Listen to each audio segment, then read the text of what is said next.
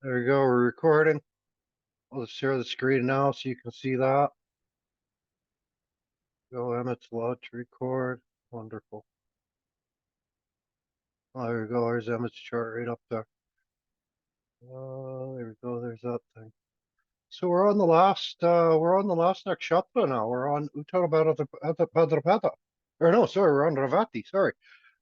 Um, we've moved on to Revati now. Wow, this has been exciting. Um, I talked already last week about coming to the end, right? It's all over. Everything's sort of dissolving now. And and of course I talked about how everything sort of dissolves a little early for me. So this week I don't know, I think some of you can see I wasn't working directly on the document. Suddenly I was becoming business bubba this week and really trying to monetize what I can for my knowledge. Uh, Hey, it was big plans, so I got to pay for that somehow. Very strange situation. It's when you come to the end of something, it's so exciting, because we're still here in nakshatras, right? We're still doing nakshatras, but I don't know if you guys are like me, where all your minds are already on your next project, right? You're already thinking, what am I going to do next? What's my next class? Where's another astrologer I can learn from? None of you are even here, I don't think, today, but I thank you for showing up. Um, I'm in the same boat, right? I'm not really here either. I've been just off, just gone. And something that happens in Ravati and something that also happens in the end when you've worked on a big project like this and you've really put something of yourself into it, like a lifetime. And then you get to the end of that and there's a loss of identity. It was very funny. I even asked myself this last night. I was like, God, who am I without this Nakshatra project? It was such a strange feeling. It was like, well, who am I now? What am I going to do now? And so this is really Ravati. It's that identity is it's starting to dissolve. It's starting to go away. It's like my identity as the man on the Nakshatra project is gone, and now I'm sort of a little bit lost. I'm kind of looking for that life raft. I'm looking for that direction, that map to the future, I guess. There's kind of a lot of sort of mapping stuff in Ravati. Um, one of the Let's just go into this document here a little bit. Because one of the things that really jumped out at me was rulership. And at the end of the rulership here, it's like aquatic products, fruits, flowers, gems, conch shells, blah, blah, blah. And at the end, it says sailors, but they were very careful to put helmsmen into the brackets because helmsman, I think it's a great word for Revati. That's really what Revati is the helmsman. Because the helmsman he's the one that steers the ship, but he's not the captain. He doesn't have all that. He just provides the direction. So this is a little bit, if we think about politics or anything like that, this is like the king's advisor, right? He's providing all the direction, he's providing the inspiration, he's telling us where we're going in the country, but they're not the ones leading it. They're just steering the ship. There's another captain up there who's sort of taking all the responsibility. He's got to go down with the ship and all of that. So there's another side. That ship um, metaphor is nice for Ravati because there's another side of Ravati. It's a lot like the life raft. Um, it's a lot like in Uttarabadrapada, we were down there on the bottom of the ocean. I get a sense in Ravati, we're up there, we're floating on it. Right? We've got some direction now. We can go somewhere. More kind of almost moving back into two-dimensional space, right? Whereas when you're up in space or if you're down in the ocean, everything's sort of three-dimensional, right? You can move in any direction. You can't even, I don't know if you've ever done any diving, but it can be hard to even tell which direction you're going, if you're going up or down or right. There's no sense of space down there. But once we get back to Ravati, that sense of direction is really coming in strong. Now, Ravati is ruled by Mercury. So it's one of these really smarty pants kind of nakshatras. And I kind of use that funny word smarty pants because that's kind of what Mercury is, right? He's that smart little student that knows everything. Well, he's Mercury, he doesn't really know anything. And and this is also that part of the zodiac where it's the end of everything I know, but things are also just beginning here as well. Um, that subtlest seed of an idea, we already kind of got that. That sort of germinated a little bit, and now it's kind of becoming something. It's like that imagination, and how something has floated to the top, right? And there's something that's sort of viable there to work with. And so Mercury, anyways, is going to kind of work with that. Now, this is they often talk about like it's a shepherd.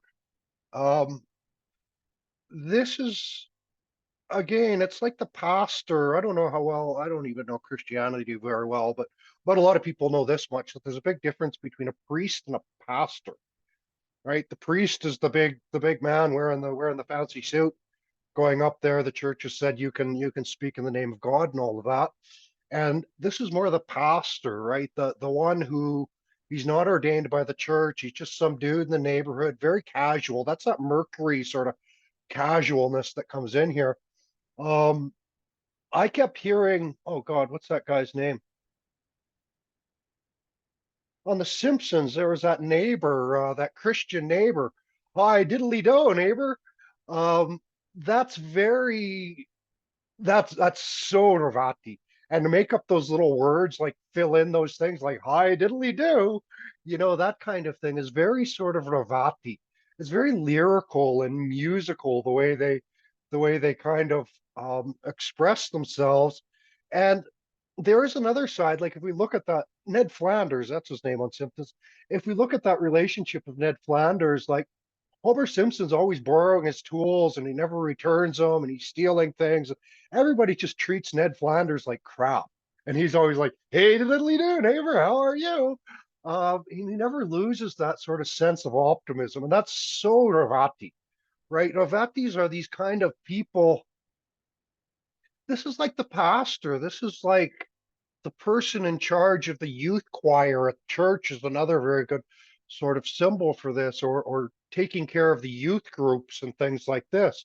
And this is that sort of person who they sort of always have faith in people. And they're trying to take care of a bunch of bad kids, and these bad kids are always letting them down, just constantly. And they don't get bothered by it, right? They just kind of keep that sort of fresh optimism, and they keep their umbrella open to sort of protect everyone who wants to come under their protection and under their guidance. They're kind of always there, no matter what you do to them. So, of course, this can be of course, a lot of people are going to struggle with that energy, right? It's that constant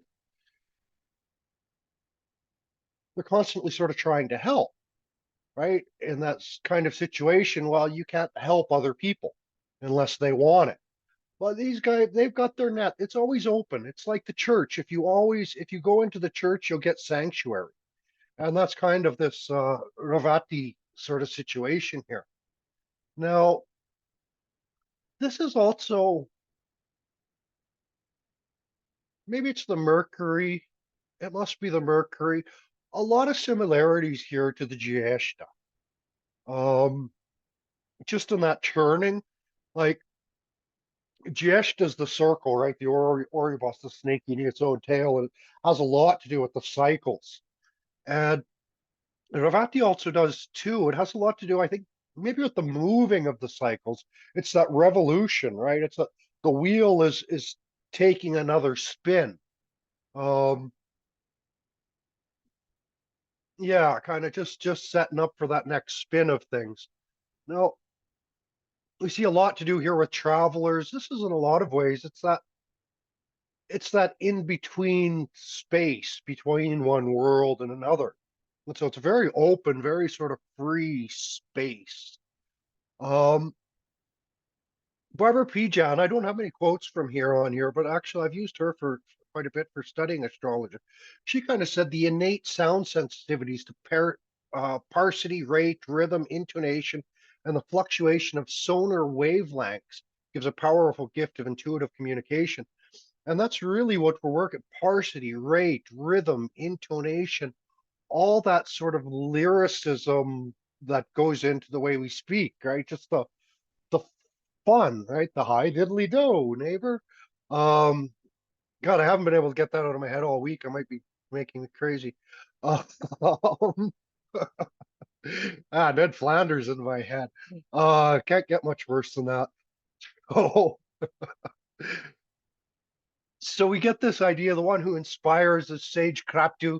He's got all those little children, like we consider them usually little insects, little thumb-sized children.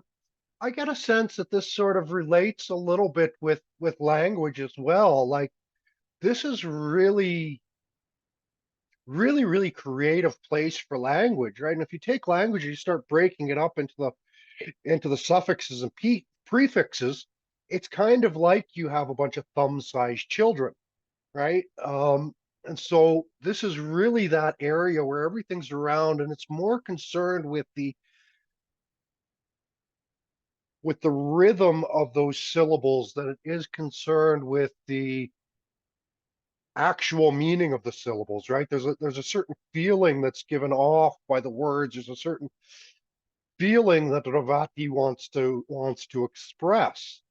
And that's much more important to the Revati than expressing the actual reality. And so much reality is sort of expressed through a high diddly do, neighbor. Right? It means nothing. It's completely meaningless, but there's so much meaning in it. And that's kind of a lot where this sort of Revati is working. Um, the female elephant, well, notice with all the, I was going to say Jupiter nakshatras, but actually the nakshatras that are in Jupiter signs, right? So the ones that are in Pisces or Sagittarius, they're all big, they're all heavy, they all have a lot of gravity, and so that's that sort of female elephant here. Now, I'll bet you what I wrote here. Yeah, I wrote a little bit more about, kind of copied and pasted my thing from the male elephant, but the elephant works with the musk, right? And that's this kind of mushed, I guess they call it. Um, but that's this kind of this hormone in the urine. And when the males have it, that's when you see the male elephants kind of rampaging. But when the females smell this, they'll also sort of get into this sort of sense of rampage. And again, I think it's really pointing to that subtlety. There's a lot to do with the hormones as well in Revati, in Pisces. It's a lot of like whatever sort of moving through the lymphs. And the lymphs are very interesting because the lymph is sort of connected with our fascia. And that's really allowing messages to go very direct, I guess you would say. We talked about that, I think, in Uttara Bhadrapada a little bit. But it's like up here in Pisces, a friend was asking in Uttara Bhadrapada about this Mercury in Uttara Bhadrapada kind of thing. And really, it's kind of the same, very similar in Revati. And the reason Mercury is debilitated here is because it's like words and signals and messages and all that Mercury stuff basically goes straight from God to mouth, right? There's no intervening thought, right? And so we say, oh, these people are stupid, right? Because they when they speak, it sounds kind of funny, or they say strange things, and really, it's that sort of inspirational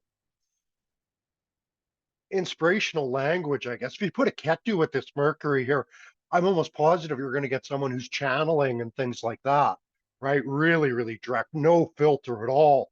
And they'd probably kind of be babbling a little bit. I don't know how much you'd understand them if that a Ketu with this Mercury, because then it's like really debilitated. With Rahu, it might be someone who's just like speaking all the time, non-stop kind of idea. Mercury Rahu. So this becomes sort of a sensitive. Mercury by itself isn't so bad here, but it's when you start adding extra afflictions onto this Mercury that he starts to turn bad. Because of course, I think that was Uttara Bhadrapada, but Einstein. You'll see lots of really, really intelligent people have debilitated Mercury. Now, if we think about Einstein and what Einstein even said about how he got his knowledge, for him it was a muse who would come and tell him things.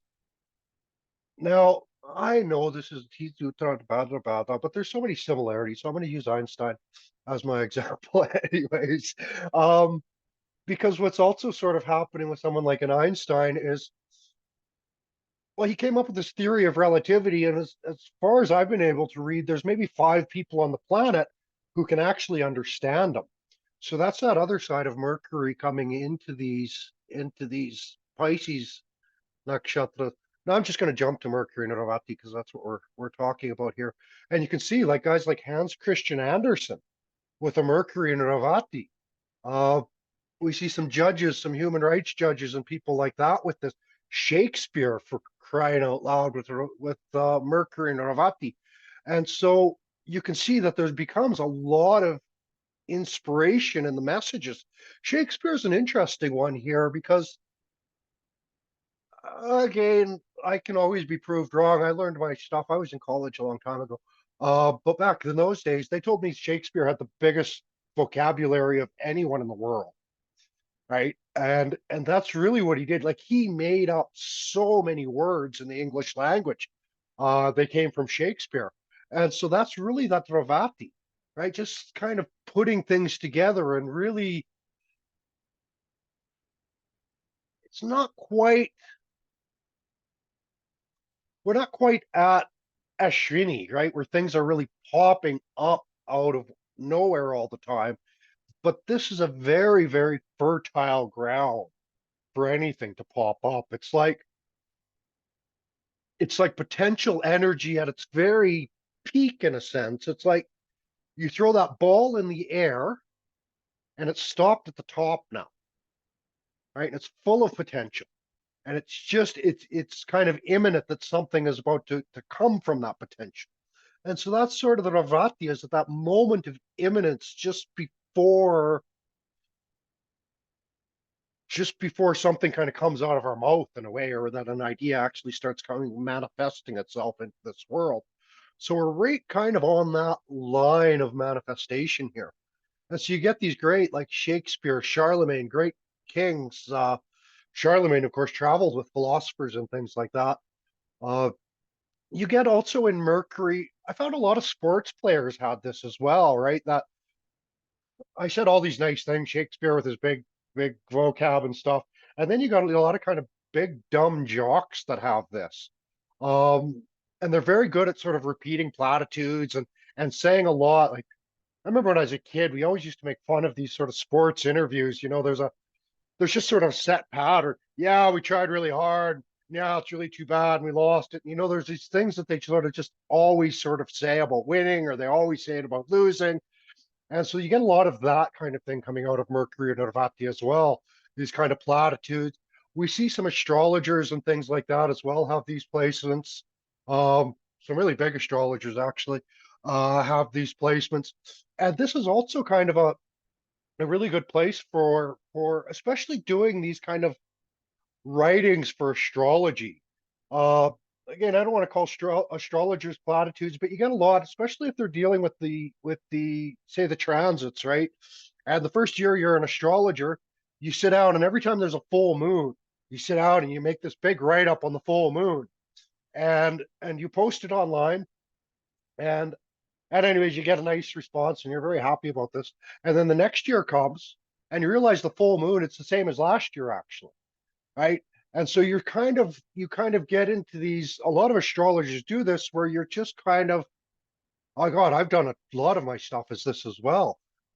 You're just kind of writing the theory of the placement, right? And it is very theoretical kind of placement, Rovati, because again, it's without the research, it's without that reality of Saturn. Now, of course, if you add some Saturn to this mix, you're going to start bringing it into reality a lot more. But so you get a lot of that. Of course, you're going to get a lot of kind of musicians, good for writing music as well, that kind of thing. Like Hans Christian Andersen with his fairy tales. Again, it's not the fairy tales, right? Hans Christian Andersen wasn't writing wasn't writing science books. You've got someone like Elvis Stoico. He was a figure skater. Again, that's living in a little bit fairyland, a little bit like that. Um, Willie Nelson has this. Uh, De Goya, some really great Da Vinci, Leonardo da Vinci. So you can see some really, really great people with some very inspiring sort of ideas have these placements. Documentary filmmakers as well, some science fiction writers, the whole Dr. Spock and all of that sort of fantasy, spacey type material comes out in that. Jai Ditchwich is an interesting character. If any of you ever go to Varanasi, you should try to find him. He gives these walking tours. I haven't done his walking tours, but he's a character, man. I'm probably great. He was his father was a minister, I think a pastor, uh, and so he grew up quite involved in the American Christianity. And I'm going to say American Christianity because I get a sense it's quite different from the rest of the world. Um, so he was quite involved in that. And then years ago, he went to India and he found himself a pretty Indian girlfriend or a wife or something along those lines. Anyways, they had a couple of babies. And so he's been living in Varanasi for years. And he was just sort of this devout Catholic missionary when he came to India. But now he's blended this. And this is why I bring it up, is because this blend of Hinduism and Christianity. And apparently, in his sort, to me, it seems like, well, of course you could do that. You can do that with all these religions, in my mind. But if you come from if you come from one of those back, anyways, his Christian friends don't like him very much, right? Because he's trying to blend these two things together, and to everybody else, it looks like a complete monstrosity. But to him, he's finding a lot of meaning to it, and it's really, I'm a philosopher. I'm kind of a, what can you say? A stick up my ass kind of a philosopher. I'm a little rigid with my philosophy, right? Don't start blah blah blahing to me because I'm going to find holes in it. I'm going to say, oh, you're just full of shit. And I say it to myself all the time, right? There's nothing I'm pointing out to anyone else. But that's kind of Jai Ditchwich. He's putting this Christianity and this Hinduism together, and it doesn't work actually. The philosophy doesn't blend the way he does it, but he does it anyways, right? It's that kind of lyrical. He's in that space. He's in that area where he is something new is coming from his work, but he's a little bit, anyways. It hasn't grounded yet, you could say. And so that's kind of where we get. That's kind of philosophy we're dealing with here. Can you imagine Harvey Weinstein's philosophy that he was sharing with people and the sort of dreams and fantasies that he was sharing? And it's Mercury, so I'm just going to say it. And the shit that was coming out of his mouth, like that's just kind of it. I noticed too some Eric has this. He's a first year philosophy professor, and that's also similar. Like first year philosophy professors, they're interesting. That's a whole energy in its own when it comes to philosophy, because these are people who they constantly go over the basics, right? This is someone who's read like Descartes' Meditations 500 times. You know, how many times do you teach a class on Descartes? And so it also becomes a little bit like they just start repeating platitudes on it. They get into that a little bit, almost becomes that rhythm of the knowledge in a sense, right? Where they keep sort of saying the same things and it has started to lose a bit of its meaning. Um, who else can we get here? Yeah, you get a lot of nice singers here, a lot of nice music writers, uh, illustrators, lithographers, painters, just that creative side, psychologists as well, kind of social science. You might start to get in with Mercury and Revati. I'm going to jump back to the top. That was fun. Um, where we got through the elephant, the honey tree. Madhu, Mawa. That's how you pronounce Mawa. So I was God, where was I? I was in the middle of no place, India, God, years ago now. Um, Up in Amarkantak before it had changed, before it got its college and started. It was just a little village. Anyways, it was in the middle of nowhere, kind of up on this mountain. Some of this sort of relates to Ravati, if I think too. It was sort of it's this village on the top of one of the oldest mountain ranges on the world, which means there's like almost nothing left of the mountain kind of idea. Uh, and that's a bit Ravati in a sense because it's the oldest thing, the oldest geographical forms in the world, we might say, could come from Ravati. Uh, from Purva Bhadrapada to Ravati. Anyways, um, so we were there, and Shivaratri was coming. It's a big party. Even the village is a huge party. And in this village, they had the fair coming to town: Ferris wheels, circuses, dancing bears, the whole sort of Ravati circus, you could say. Very fertile ground for the imagination. Anyways, this is also it's Shivaratri, and in Varanasi, everybody's taking bhang.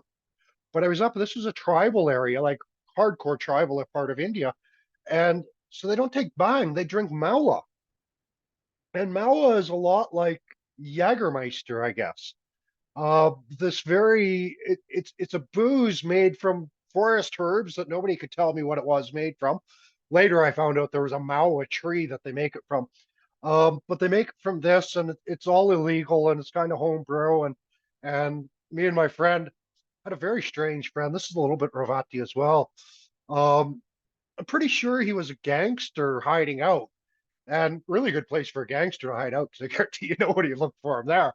And he had this big suitcase. I'm pretty sure it was full of stolen gemstones and things like that because it was super heavy. And it was all kind of dreamy, weird stuff, Ravati kind of stuff. And so me and him went, well, we heard about this Mawa. So off we went to go get the Mawa. And we got, anyways, long story short, we drank a little bit of, bought some pop bottle or whatever, bought this illegal Mawa after a big adventure and had about 3 sips and got completely drunk. Um, um, but that was the Mawa. And this is a little bit the this is a little bit the Mawa here is pointing to that sort of dream space you go into, that inspirational dream space you go into with some drugs, with some booze, with some things. You're kind of out of it. You're in this, you go into this sort of in between world where you can talk to the gods, right? Like ayahuasca and mushrooms. And I think this is really pointing to a lot of those kind of medicines, those dream medicines, you could say. So you're going to get them. I get a sense you're going to get a lot of these dream medicines all the way through um, Pisces. Now, the difference is going to be in Purva Bhadrapada, these dream medicines are really dark, right? Like maybe date rape drugs or something like that, right? Like really kind of dark medicines that really help you to, what could you say, help you get in touch with your strongest desires, right? Those are the Purva Bhadrapada early Pisces. By the time we get up to especially the end of Ravati, we're talking more of these dreams that sort of help get us out of our past lives. In a sense, I would even say that they help us sort of get away from our past baggage and sort of let go of our past, right? Because it starts to dissolve the past. It starts to dissolve the cycles in the mind. It's like, where are we? It's like if we go across and we look into Virgo, it's very logical, right? And so it's like if you have a thought, it's a very sort of like one narrow groove, and that thought keeps following that narrow groove. With Ravati, it's like we've put a whole big wide band on there. And so it's not this one precise thought that's sort of repeating in the mind. It's this it's this grand image that keeps repeating in the mind in a sense, right? And so instead of just thinking like, oh, I lost everything, I just had a call of someone before the class, someone had a lot of depression and a lot of loss and grief. And so it's that thought of, oh my God, I've lost everything, all is over, it's all ending. And that's sort of the kind of I've got to fix it, I've got to fix it, maybe is what you're thinking in Virgo. But when we get up to Pisces, it's more like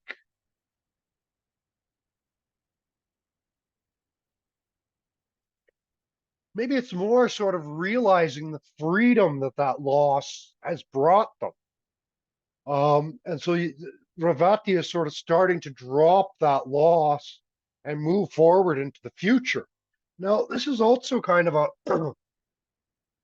if we think about the placement of this and even where the sun comes, this is getting like spring is really starting to come on when the sun is in this position, right? This is kind of, I don't know how things happen in the real zodiac, but I've made my own up now by this point. And so this is kind of Easter energy in a lot of ways. Um, I don't know if Easter actually happens in Revati anymore, but at one time, I'm sure it did. Of course, if we go back far enough in the calendar, we'll find that Easter happened at some point in all the nakshatras. So we're kind of screwed that way. It makes the science of astrology really, really hard. Um, and that's kind of like, well, that's where we're working in Revati, right? That thing that makes science really, really hard because it's all breaking down, it's all falling apart. Um, and this is the whole life. Like this is where we're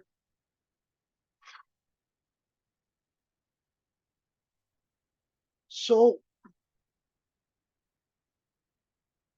we sit here and we look at our own charts and think, oh my God, my moon is here and my sun is there, my ascendant is here, and this is who I am.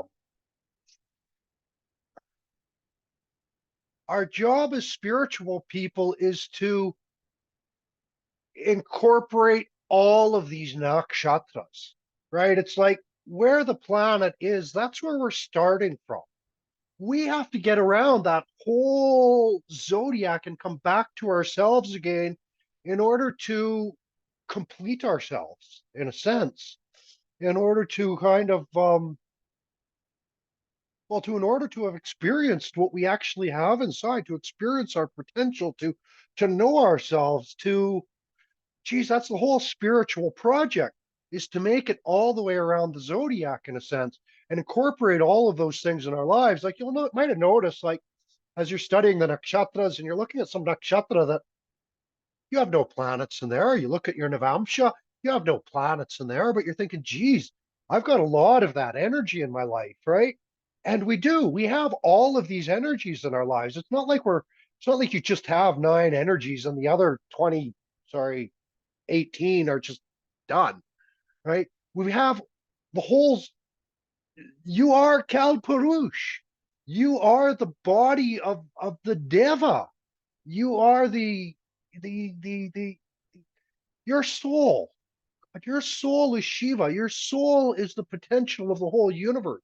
Your soul, like, think of your collective unconscious or things like collective memories and something like that, right?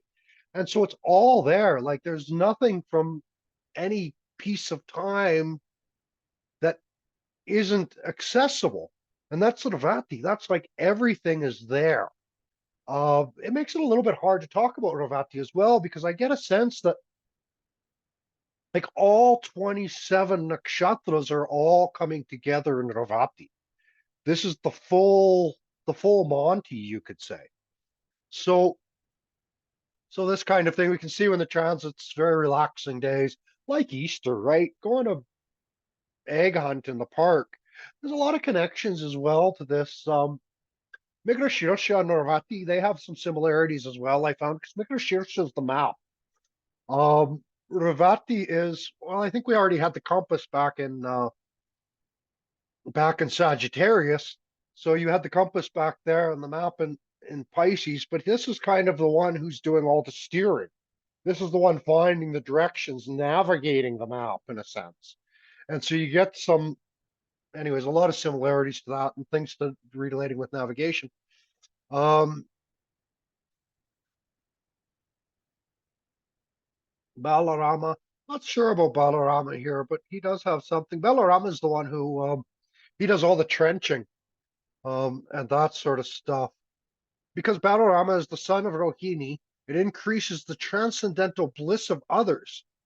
His name is Ram, and because he has extraordinary strength, he's called Balaram, which is like the Ram baby, I guess. Is what Bala means, the baby version of that. Baladev, the baby dev. He attracts the Yadus to follow his instructions, and therefore his name is Shankarsana. So this is maybe some of the reason. I don't know. I don't usually associate some of this with Balarama, but this certainly sounds like Revati kind of stuff, which is why I put him here. His elder brother figured from playing would lie down with his head upon his lap of the cowherd boy Lord Krishna, help him relax and personally massage his feet, and offering of other services. And that is that Revati, kind of helping people relax, helping people let go. We see Pushan is here. Pushan is Pushan is kind of the helmsman. He's the he's the lord of travelers, I guess. He's the protector and nurturer of the herds. Now, the herds are something we see all the time in here, like just dealing with the flocks. This is like, well, like Ned Flanders. This is the kindergarten teacher um, position, right? With all these little kids, and it doesn't matter. You can tell them anything, right? And they'll believe it. And there is a little bit of that energy in Fushan, right? It's just that energy of belief. It's that energy of internal, really strong sort of internal spirituality, right? It's the Sagittarius that's worried about looking like a priest. Pisces and Revati doesn't care about anything. But Revati really wants to look casual, I guess. They want to look friendly. They want to look like someone who's open, like someone who people can come to and be drawn to. In a sense, that's the well, all the Pisces or sorry, all the Jupiter signs are really like they're that openness, they're that gravity. People are drawn to Jupiter, not in a not like not like Rahu, where it's this fascination and it's like they can't help it, they just go towards the Rahu figure. The Jupiter is like they're so warm and they're so nice, and Ravati, they're so friendly and charming, right? And so for that, people are drawn to them. So you can see nice little poems I got there in Pushan, some hymns. We got Charon, who's a lot like a Pushan figure. Again, this is Charon is the one. Is this the one? Yeah. This is the guy who this is the ferryman, right? The guy who steers the ferry to the other side, the boatman. This is like, they often say like scripture and all of this, and even the guru, a lot of times they describe him as a boatman, or it's like that's the boat you use to cross the river. And so in Ravati, we've used that boat. We've gotten across the river. And so Ravati, the thing Ravatis always have to remember, keep reminding themselves is to let go, right? Because when you get across, you've got to leave the boat. You got to just leave it there and keep going.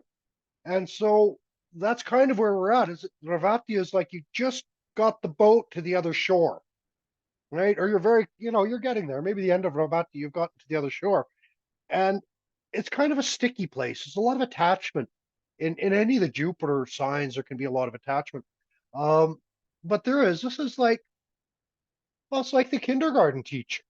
How I'm going to say she because I'm a misogynist. How can she not get attached to her children, right? Like that's just the way we got all these like lovely little children. They're so sweet and blah blah blah blah blah blah. She's going to be that strong attachment to them because you've cared for them, you've nurtured them, you've protected them, right? And so there does become that your attachment to the boat. This is like even I think it's like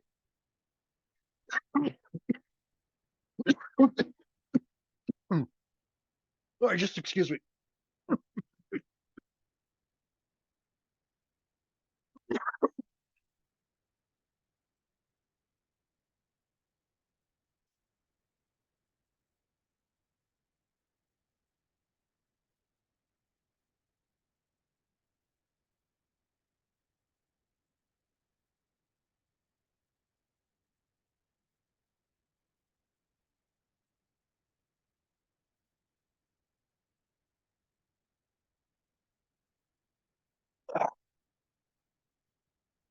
Well, I don't know what I was saying before, but I was going to leave you guys hanging for about 10 minutes just to teach you about Ravati. Um, right? Just and that would be it. It's just this empty space and anticipation. And is he coming back? And there is a bit. Is it coming back in Ravati? And you'd be just sitting there. And I thought, oh wow, that would be the ultimate Ravati lesson. They would know it very well then. Um, but I also like having friends, so I came back. Um, so, but that is there is some of that, I think. Like even you talk about these people that are always like waiting for the return of Jesus, right? And there is he coming back? Is it coming back? Am I coming back? The soul's in the mid space. Am I coming back? Right? You're off in some dream. Like it's like, God, am I gonna come back from this? It's like traveling. It's like, God, I spent enough time in India. There's no coming back now, right? And that's the danger of any of the Pisces placements, right? It's really dangerous in Purva Bhadrapada. Less so in Revati when you think of like danger, danger. But it's still like you can get lost in the dream and just be gone and never come back and always anticipating like coming back. Is it coming back? And so there's a lot of that energy here. Um, Pan, God, Pan was maybe one of the first gods I worshiped. Maybe. I was pretty young when I got into Pan, right? Those teenage years. God, I was a horrible child. I was like the worst. Um, I was a lot like Pan, right? I was 11 years old and I was drinking my Jack Daniels and smoking my ganja and hanging around with all the worst kind of people and just going away from home for days on end. Oh, my poor mother. Um, and she must have also been thinking, oh my God, is he coming back? And these kinds of things. And but that was Pan, right? I was out in the forest is where I was. I was a country boy. And so I was out in the forest and out in the grove and I was going crazy like Pan having my he was famous. He would take all the women. I didn't have that many women hanging out with me, but enough, I guess. But he would take all the women out into the forest, right, and get them all drunk, and they would all have a big, big party. And a big part of this, we should read the stories. Who's the one who wrote the play? Euripides, maybe. Anyways, there's an amazing play about maybe I'm thinking Bacchus. I always get those characters confused. They're all very similar. But anyways, but he had the reed pipes, right? And the blowing of the air, and there is a lot of air in Navratri as well. Uh, and he would take them all out, and they would all get inebriated and kind of lose it and have these dreams and these ecstatic sort of experiences that, well, it's like when you take out people. I haven't done ayahuasca, but it's like people tell me you're not the same after that, right? And one of the magic things that I hear about ayahuasca, they're using it a lot. Of West Coast of Canada is very progressive part of the world, and so they've been using ayahuasca there for a long time to for heroin addiction and things like this. And so that's that sort of like some of these dream drugs help us to let go of those attachments, right? And so that's kind of an aid, and that's also like these big partying. It's like, oh, it's like this young girl I was talking with just before the class, her ex-boyfriend now just got another partner and the world's over and she's got all these attachments. And one of the things we do, well, one of the unhealthy ways that we often sort of deal with those kind of breakups is you go to the bar and you go and you get really drunk and you meet someone and you hook up and then well you've hooked up with someone and so that's sort of broken the attachments, right? You sort of use that ecstasy, you use those sort of, and again, like I said, this is an unhealthy way of doing it, but you use that sort of inebriation, you use that dream state to kind of, again, to break the attachments, right? It loosens everything. And so they get drunk and so they stop sort of thinking about that person that they were thinking so much about. And then they do something. It's foolish and stupid. And that breaks them with the past, and now they have to move forward. So we got that. If we look at when we get to Mars here and some of the even Sun to a certain degree, they're very much like Mars, especially uh, will use a lot of those unhealthy ways to break their attachments. Right? Mars is like well, almost like the fire water when he gets in these watery signs like this, right? So you get that. A lot of sexual issues, a lot to do with fertility here as well. Uh, we get Poseidon, we get the trident, the Trisul as well that Shiva carries. Uh, the old man by the sea, Proteus of Egypt, the immortal man by the sea who never lies, who is surrounded by the deep in all its depths, Poseidon's servant. So this is also like great book to read. Herman Hesse. I don't know if you've read any Herman Hesse. He's got this. Was that Siddhartha? I think is where the ferryman comes in, and there's this interesting part. So Siddhartha, it's Buddha's original name, you could say. So yeah, he Herman Hesse's book is fiction, but it's really really beautiful and well worth reading. So you get this character Siddhartha, and he's very much like the Buddha, and he's all enlightened and he's holier than thou, and then he meets with some challenges in life, and he goes away. He goes into the city, and he a prostitute becomes his guru, and he learns the prostitution and the sex and the business, and he learns how to make money and all of that stuff. And if we're thinking about that cycle and going full cycle, this is like, well, the Buddha's been nice, and then he went through his period. He went through Capricorn, and then he went through Aquarius. He went through all the hell, and he got in touch with all of his desires and all of that sort of stuff, right? And we really have to do that to be a full human being.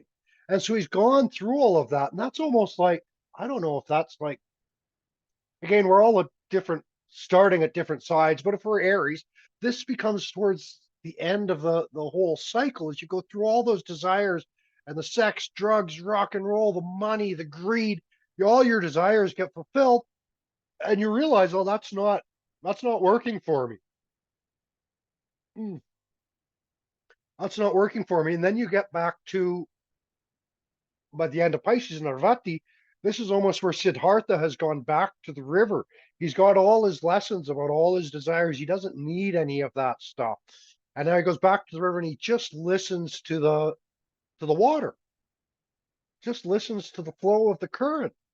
And that's really, well, if you want to connect to the to the if you want to connect to the wisdom of Revati, become the ferryman. Just listen to the water. Listen to what the universe is telling, right? These universal messages they're always coming to us. They're always telling us. They're always guiding us, right? And that's really this power of Ravati that we have inside of ourselves. It's just this eternal guide to everything.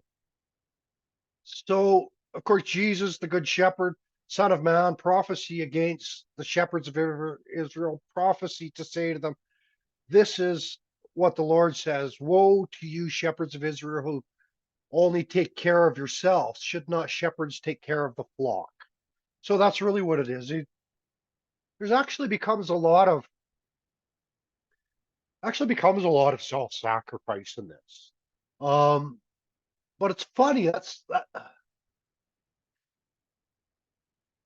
What's sacrificed to everybody else doesn't feel like sacrifice to a Ravati. It's just a normal course of the day, right? That bad kid shows their true colors, does their badness, hurts their teacher, their guru, and the guru, but it doesn't hurt the guru, right? And so it's sacrifice, but they kind of don't feel it. They've been through all of that themselves, right? It's like Ravatis have been through everything already. They've been through the whole zodiac, you could say. And so none of this kind of stuff really hurts them too much.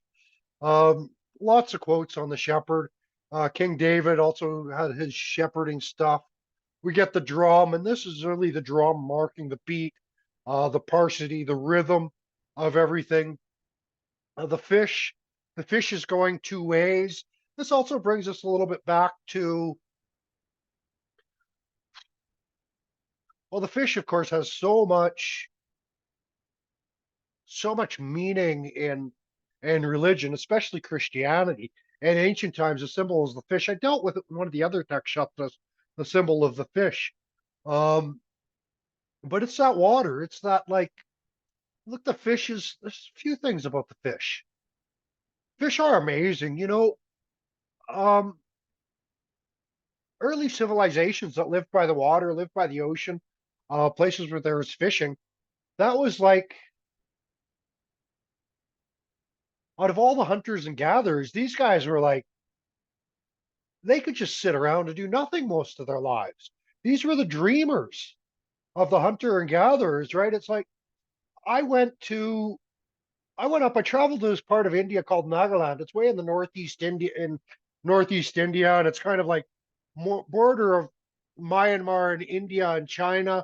And it's up in these mountains. And wow, in the early days, it was full of bears and wolves and lions and tigers. And you go up far north up into the Himalayas, which is right there as well. You get like snow lions and stuff. Like it's a really like really wild, but it's very inland, right? And these guys are like, well, these guys are warrior tribes. These guys were like, they've been on edge for 2,000 years, right? And a lot of it's because of geography.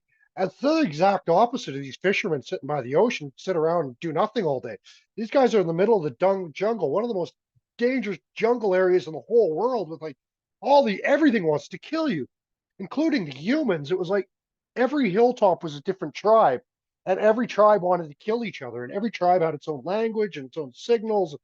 When you get in this tribe, but that was not Ravati, right? Those people were on edge.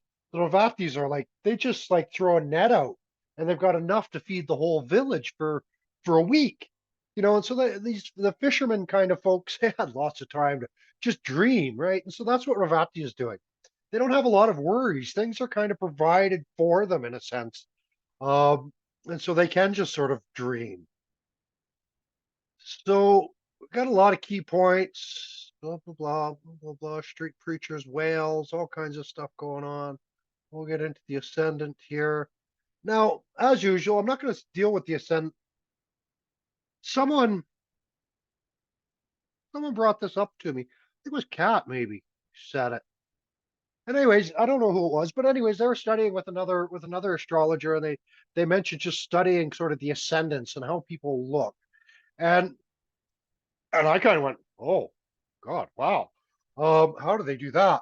And it's really funny, and it's sort of this different sort of perspectives that we take, because for me, I'm the ascendant is like fine tuning, right? To find that exact ascendant pattern is fine tuning. And so for me, I'm kind of going from the outside in, right? I'm trying to work the Rahus and the Ketus and the Jupiters, and slowly kind of moving a chart. If I'm rectifying, for example, right, wiggling it a little bit back and forth, and in the end, I kind of like I look at these sort of key, these small keys, right? Do the fine tuning. Uh, and anyway, again, it's just a coming at it from different perspectives, right? Some people look at that fine tuning first and then work out, and others do it inward. Um, what are we here? So Ravati. So we will look at a few of these fine tunings here. Got guys like opera conductors, Reverend Billy Graham speakers. Uh, Again, I don't know if Jalaluddin Rumi has this, but this certainly matches the Rumi type energy. Um, Here, Sean in Lethbridge was quite a character. Cross-dresser, living in a dream. He actually matches. Now that I think about it, he matches with Ravati very well. He was quite a character. So, God, years ago, I went to some small town in southern part of Canada, and God, I don't even know how I got involved with this, but it was the whole sort of there's a college, University of Lethbridge or something like that. This is 20 years ago now. Anyways, it was a whole sort of transgender group, and they had this house, and Sean was it was I'm pretty sure it was his house, and he was this cross-dresser guy, really sort of handsome man, very masculine too. You'd never think of him as a cross-dresser, almost like me as a cross-dresser in a sense. Um, but anyways, I don't know if he had some money from his family or just what it was, but he was like running this house for all these sort of troubled young people, right? And he wasn't involved with the government or anything like that. He was just doing this on his own, in his own way. And so he was kind of this great Revati figure who had the house, and he had space for anyone who was sort of in trouble and needed. He had a few people that were living there, but it was like it was a place where people could go, right? And that sort of, again, maybe that was 20 years ago, so he's probably a big guru in that now. Uh, but in those days, he was just a young guy. I don't know if he even graduated from college. And so he was just kind of like this youth pastor energy, just taking care of all these troubled youth. Really sort of beautiful thing that he was doing. Um, and yeah, he seemed like the kind of guy that could take a lot of like people just cheating him and screwing him over. And really, I don't know how these Ravatis do it, right? Because I've got all this strong Mars and Sun, and I would just, I don't know, metaphorically kick their ass if they did that to me. Um, um, I'm not a very good guru. Um, um, but we get that. We get in the Divine Comedy and this great sort of St. Francis Assisi. Just this, St. Francis Assisi was guru to the animals, right? The birds and the creatures of the forest, and really the lowest creatures. They really do a lot to help them. Diane Foisey, she was primatologist, right? A gorilla person. Carla Van Rey, God's call girl. Most of us would probably think that the priests, so she was a prostitute for priests. And so most of us probably think the priests that were going to her were the lowest scum in the whole world. And I'm sure she got called the lowest scum in the whole world as well. But anyway, she was doing a service for these people.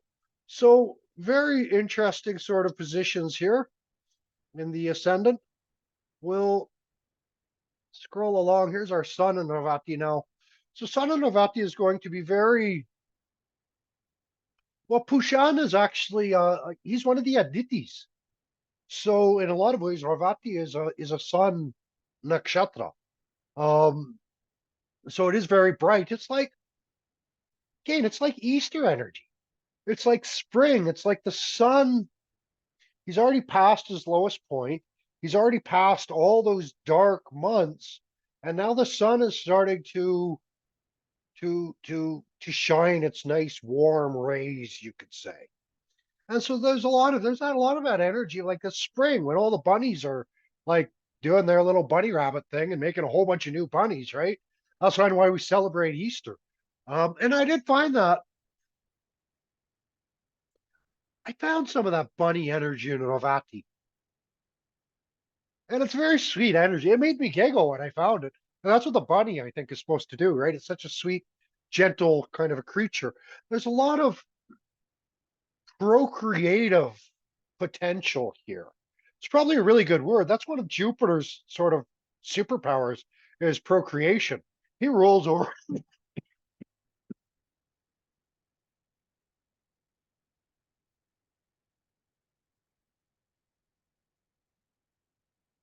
he rolls over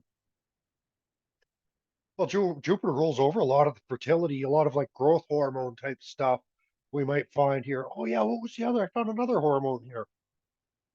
I didn't do any My mind was in Ravati all week. I didn't do any writing for Ravati at all. I don't know if you've looked at, well, since the last document, I guess I have. I didn't do anything. It was all in my head. My head was just going like that all week. Um, and so there's some of that sort of the kind of gentle bunny rabbit energy in here. And so the sun is expressing itself it's expressing itself with a lot of warmth through Ravati. A little bit it can still be a little bit hard to see in Ravati because it's like everything together. You think of like we gotta hear this Konrad Jacob Tenmick. He was a zoologist and started one of the big museums in the UK back in the early days. And he had a lot of friends who were explorers, and so they'd bring him all these kind of strange animals and strange creatures and curio type stuff from all over the world. And and so he would So say you went into Conrad's home, right? And you sort of saw how he expressed himself, and it was very busy, right? There was just stuff everywhere in a sense. And so Ravatis are kind of it's hard to pin them down a little bit. It's hard to, because they're very broad, kind of people, uh, Al Gore, politics, but also the whole sort of green movement in a way. Um, there's a nice one here, this Lon Chanley, makeup and pantomime. And that's another way. A lot of the pantomime, the again, pantomime, we saw sign language not very far back in the zodiac. I think it was in Purvabhadrapada.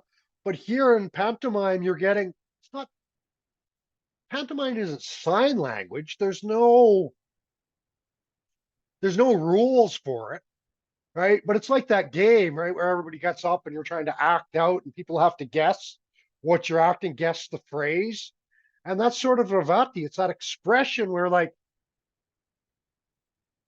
trying to express something, but what are they trying to express, right? They have some personal identity. They're someone, but it almost seems to be changing. It's hard to really pin down exactly who they are in some sense. Um, and it might be a little bit that they're living a little bit of a dream world. They're expressing themselves through the dream.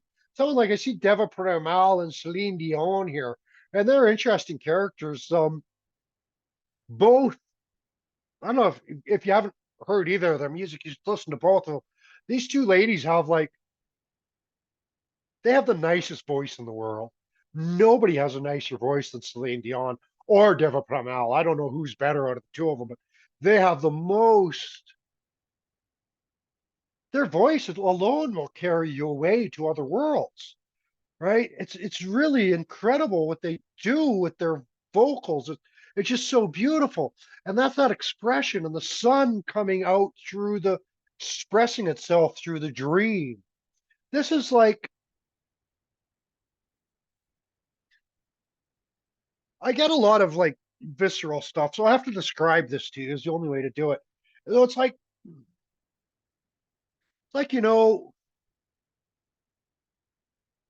say you've been dating someone for a while, right? And then you make love for that first time, and it's beautiful, it's lovely. And you sleep, and you've just had one of the best sleeps of your life, and you wake up in the morning, and your lover's laying there in the bed, and you roll over, and you wake them up. That moment is Ravati. They've just opened their eyes. It's like their whole world has changed, right?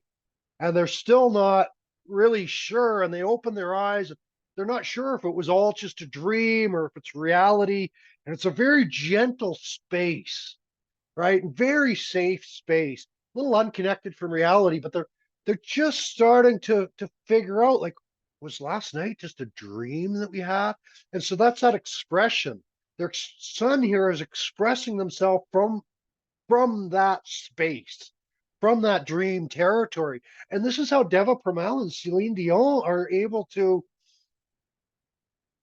well, their work transcends the words in their songs, you could say. Right? It doesn't matter. Nobody in the West understands what Deva Premal is singing. Nobody has a clue what the words are to her songs, but we love it. We go there and there's like I've seen the billboards. Mitten and is that Mitten and Deva? Are they the ones that are friends? And it's interesting, Mitten and Deva, because Celine Dion was Mutt and Celine. Her producer was Mutt, and so maybe some of that duality coming here, the producer and the artist, right, to make that beautiful sound. They're maybe not fully doing it on their own, and of course they're not. Like a lot of these positions, it's like I said with the Mercury, it's straight from God to their mouth. And it's like Einstein. He's like, I didn't do any of that. It wasn't me. And so maybe with some of these musicians and son, it's also the producers that are doing it, a lot of their work for them. So, anyways, that kind of stuff. A little bit of a puppet master, maybe pulling the strings, um, going on here. Maybe. Um, in my theories, I say something, maybe. But that's also very Ravati, right? Like put a maybe behind everything you hear me say. Even when I say, this is a fact. This is 100% true. You can count on this. Just kind of, that's sweet, and give me a little pat on the head, and humor me. Um, so, and we get guys like Hugh Hefner, the Playboy thing.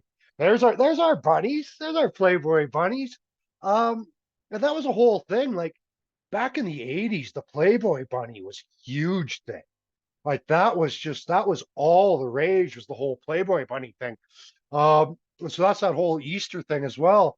Now, another interesting thing came up while I was studying Hugh Hefner, and that's that expression.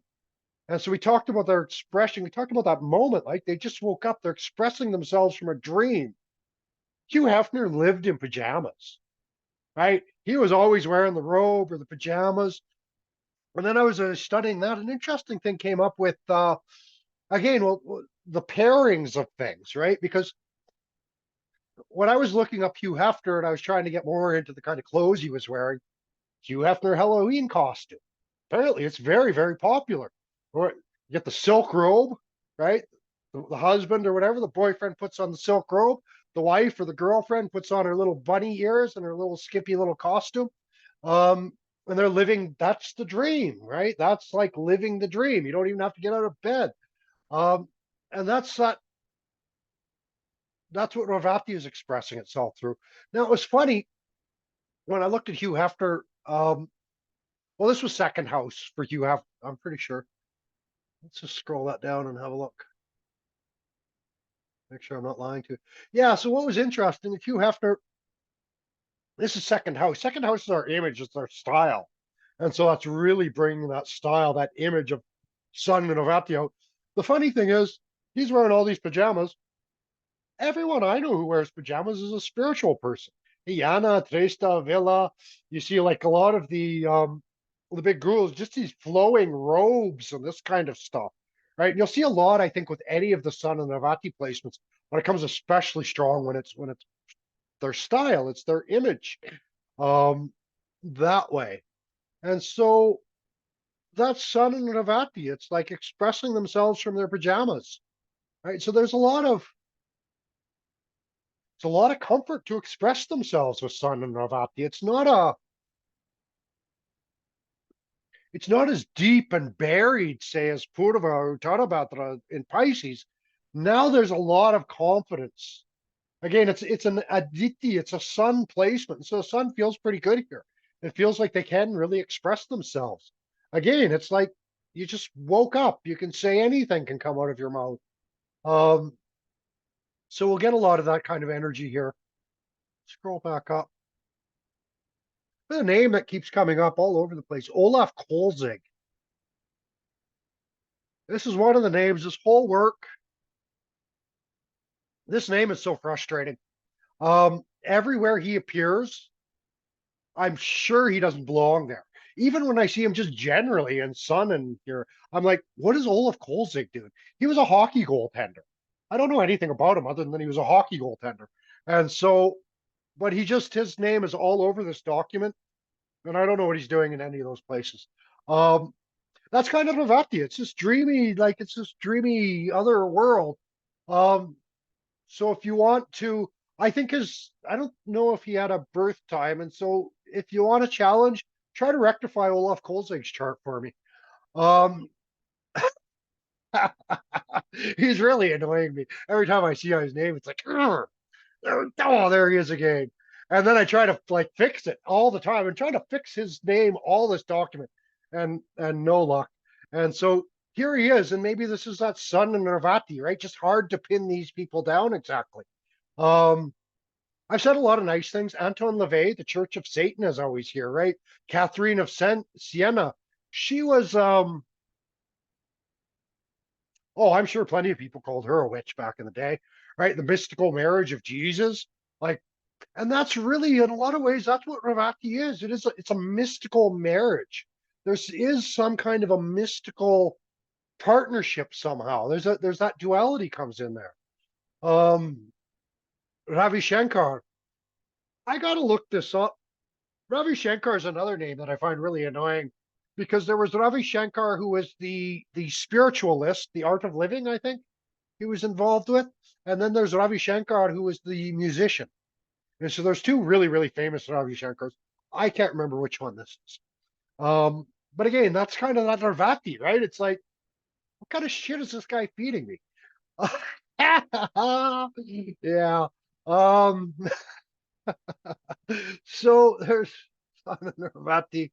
I'm having a lot of fun with Revati. It's a good one.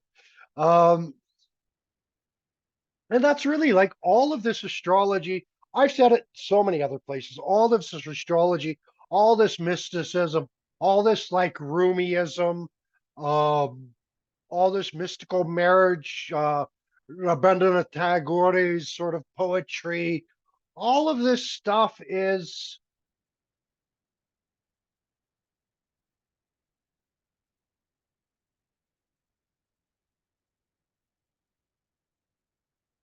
I've done this a few times this week. I think of something and I follow it up with Mike, find something nice to say. And then I repeat that to myself a lot of times and hopefully something nice comes out. But I'll just say it because all of this stuff in Revati, all of this stuff in Pisces, it's all just like a big pile of manure in a sense. It's all kind of like it's all just kind of blah blah. It's all so disconnected from reality. Um, as from one perspective, it is kind of all just worthless stuff, right?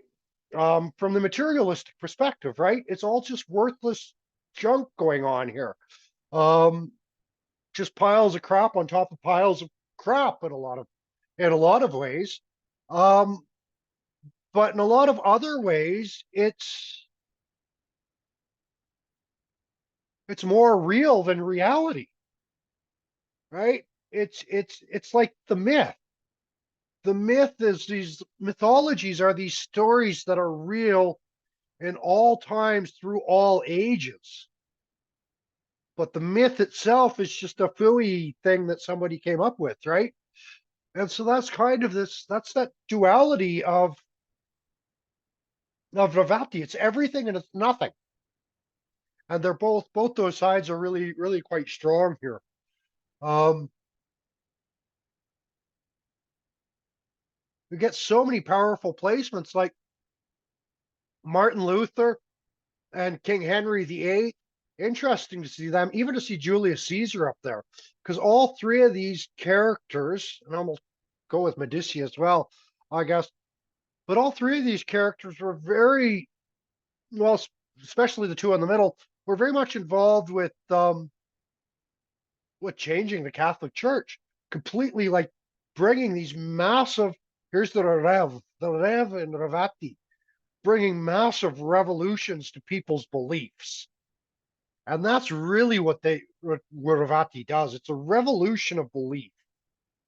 It's like beliefs start to change. King Henry VIII, he got married and then he wanted to get a divorce, and the church, of course, said no, divorce isn't allowed. And so he made himself the king, and there was a massive schism in the Catholic Church. And then you get all this sort of Anglicanism, Protestantism, Anglicanism came up. Martin Luther as well brought a lot of that sort of Protestantism. Julius Caesar as well. He didn't wasn't the church that he was going against, but it was the Senate, which is very similar. Like Julius Caesar also brought a massive revolution to the way we of governance as well. You'd say the same for the Medici crowd. Um, now the Medicis were when were they? They're popular. Anyways, they were popular in Florence and really really influential in Rome back in the days when everybody kind of cared what the Pope said, and all that was important. So they were quite, you say, the Medicis are quite important with the way modern civilization conducts itself now, right? And so they were really at this juncture points of history when things were really really changing big time. So that was the moon. The moon in Ravati is like it's really comfortable in that dreamy world where everything's sort of changing, right? It's where anything can kind of happen and anything is kind of possible. Uh, that's what King Henry VIII said. course, nobody really likes King Henry VIII. He's famous for, he's the one that beheaded a whole bunch of his wives, right?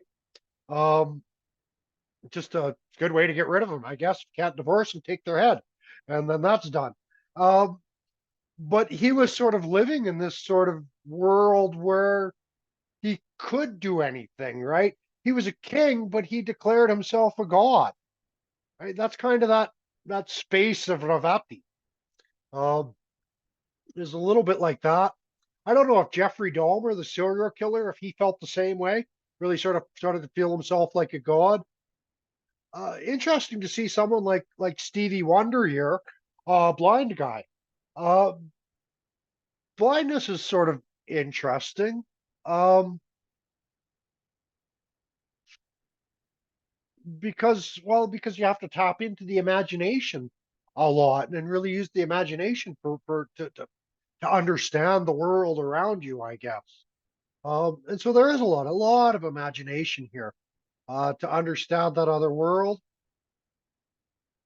Looking here too, there's a lot of like psychologists, psychoanalysts, dream analysis, uh, and really this is a good position for something like psychoanalysis, dealing with a lot of like they're very comfortable with symbolic languages.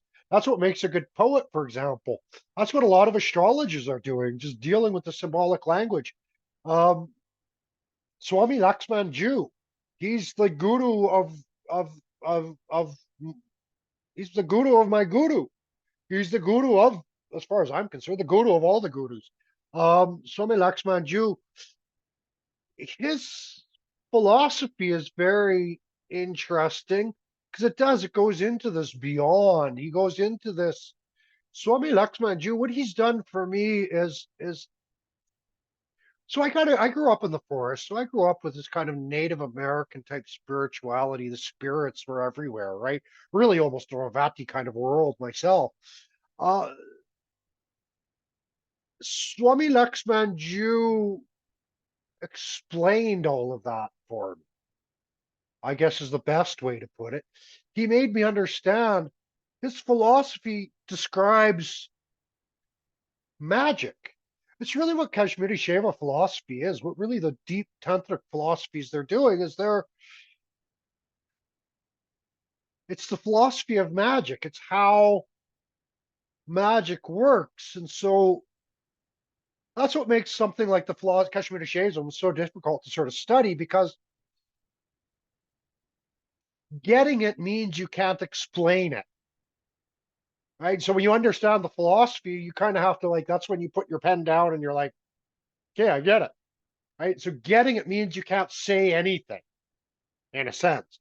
And that's not Ravati space, really, where it's really work. Immanuel Kant, I don't know if any of you have ever tried to study Kant's philosophy. Very valuable philosophy to study if you're interested in ideology. It really um, puts a lot of this Indic knowledge into a nice Western framework. That's very hard to kind of understand as well. Um, but Kant was very interested in this idea of being rather than no, sorry, becoming rather than being sort of idea. And that's really what Revati is. It's definitely a verb. There's always movement in Revati, right? There's always, it, and so maybe that's why it's so hard to pin down because it's in constant state of becoming, and it never really stops to be something, right? It's like the idea, like the dreams, like all of this. It's these grand visions that kind of don't stop and really coalesce into something solid. You can see like Rene Margoton. Pretty sure it's a German name. I should know how to pronounce it, but I can't. But Cubist painters, and this cubism is a good description of the atmosphere of Ravati, right? It's like you see all these lines and shapes, and they sort of like if you kind of look at it like this, oh yeah, it looks like something. I can see it, right? But if you kind of just look at it, it doesn't look like anything. It's just a big mess on the canvas. The heck is that stupid stuff, right? But then that mess on the you look at it, you're like, oh yeah, I see something there. But that mess on the canvas itself is making you feel something, right? And this is like when a lot of this kind of impressionist and cubist art came out, the art critics, a lot of them went like, that's not art. That's nothing. That's just garbage, right? The critics went crazy. They hated this stuff. And for very good reason, because it is. They're right. It is nothing. Um, but that nothing makes you feel something, right? It's kind of it's like a nice poetry. It's a nice song. I used to be I used to obsess over finding the meaning to songs, especially these like little pop songs and all the stuff you hear on the radio. When I was a kid, I used to listen to all that, and I really used to want to find the meaning in it. And it's really funny. Who is he? He was a very popular Canadian artist. I can't remember his name offhand. The Tragically Hip guy. Anyways, Tragically Hip. It was a big. I don't think anybody listens to him anymore. But when I was a kid, everybody listened to Tragically Hip. You'd put that on in Canada, and all the Canadians just went, "Whoa, I'm a Canadian!" Everyone went crazy. Um, Very patriotic and nationalist. And I've studied his songs and I've studied his poetry, and I can't find any meaning in anything that guy writes. It's just like I've tried, right? It just like so much of the Tragically Hip songs are just like this garble of words. Um, oh, I got a hand up. Please do. Wondering, earlier you mentioned, in a sense, the Revati energy had kind of things provided for them, sort of like the Jupiterian kind of. I kind of absorbed that as them. Sorry, I talk so slowly. As them kind of. My brain's having a hard time figuring out how to speak this. I'll just get a different way to word it. In terms of the art, do you think that they kind of leave that open to interpretation so that others can kind of fill that in the same sort of way that they do it with kind of providing? People kind of have to kind of make their own meaning from it. Because my brother has his moon here, and I notice he kind of does that as well. Well, I think what they're trying to convey through their art is they're trying to convey the emotion. They're trying to convey, quite literally, impressionism. They're trying to convey just the impression of something. And so that does it. It allows the viewer to sort of fill in a lot of from their own experience. Right. So that's what makes sort of impressionism, things like cubism, so powerful. Um, and I don't know if they're really, I doubt if a lot of these people are doing it on purpose. It's just they've got something to express and they don't know how to express it, so they get as close as they can, in a sense. But yeah, they're really trying to leave it open to the.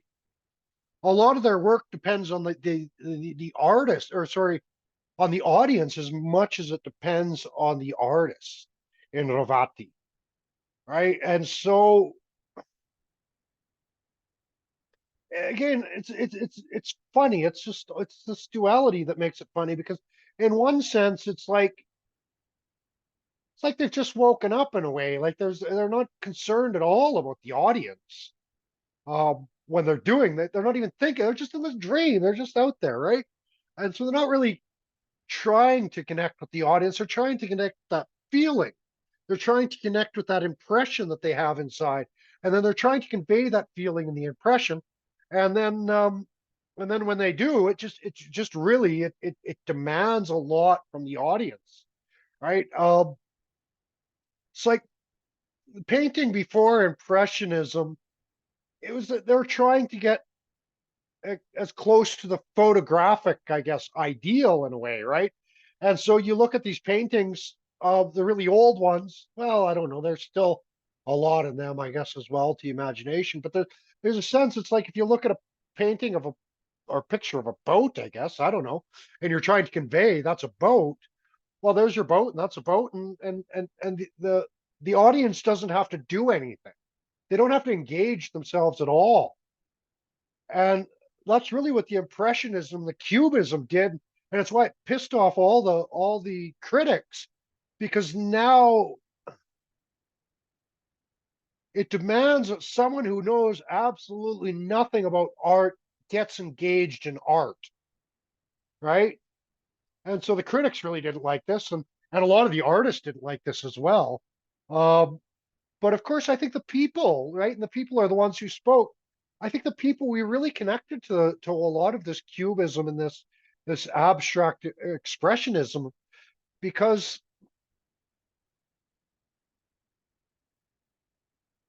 it can make us feel like an artist without being an artist, right? It's like some idiot that doesn't know a thing about anything about art or culture or nothing. They can look at this thing and their opinion of it matters. Their opinion means something of that art. Maybe it doesn't mean anyone to anybody else, but at least to them, it's their opinion that is going to make or break that strange thing that's on the wall, right? And so it's really quite special that way. And this is sort of like this is what some of the poets were trying to get at with their poetry as well. It was like, okay, I'm writing this thing, and it might not mean anything, but there's a feeling I'm trying to convey that's more important. The meaning is in the feeling. The meaning is in the meaning is in that part of yourself that you can't pin down, right? So we're really getting quite to the soul level here. It's really quite a lovely nakshatra. And so that's really what it is. There's nothing solid in Ravati. Mars here. Mars in Ravati is quite interesting. So much to write. I did so much more thinking than I did writing this week. Um, I have to admit, though, it's been very nice to. I've been I've been working nonstop on this project basically since I got done the Armada pilgrimage. That was what early 2021, and so it's been a couple years now of just like really. And so this week I've been letting go. I've been doing so much letting go. It's been so nice to let go of this project. It's been such a huge part of my existence. Um, and it is. It's nice. Letting go is very nice. This is like we got to keep reminding Ravatis. You got to let go. You got to let go. It's interesting. The young girl I talked to just before class today. Actually, I didn't realize it until now, but she's also has Ravati Moon. She's a great artist. She paints. She's dual person actually. She's a great artist, but she's a bank manager. Um, and so yeah, so really dual that way. Um, but she's got a lot of attachment issues. Like this ex-boyfriend, they've been broken up for a long time. She should be over this by now. But it's kind of that Ravati. She just keeps sort of holding on. I think she's got the Jupiter in Ravati, which of course is that's truly the shepherd position for this next nakshatra. It's like Moon and Ravati. This is someone who grew up. Maybe their parents had a kindergarten, or maybe they just grew up and they're used to that air always being shepherded, never being well. These Moon, we're going back. Moon and Ravati, even Sun, but especially Moon, they've never really had a personal identity. They've always just been okay, children, okay, group, okay, crowd, everybody move along, and so they've never really had their own identity. The Moon here in Ravati, they've always been identified with with the herd in a way. Um, and they can really be, in a lot of ways, they can be the sheep in society, right? They're just following the herd without thinking, right? Wherever the masses are going, the Ravatis are just kind of there following it all in a sense. Um, that's certainly how they grew up. Well, the ideal is then they get older and they become the shepherd themselves. But Mars here is like,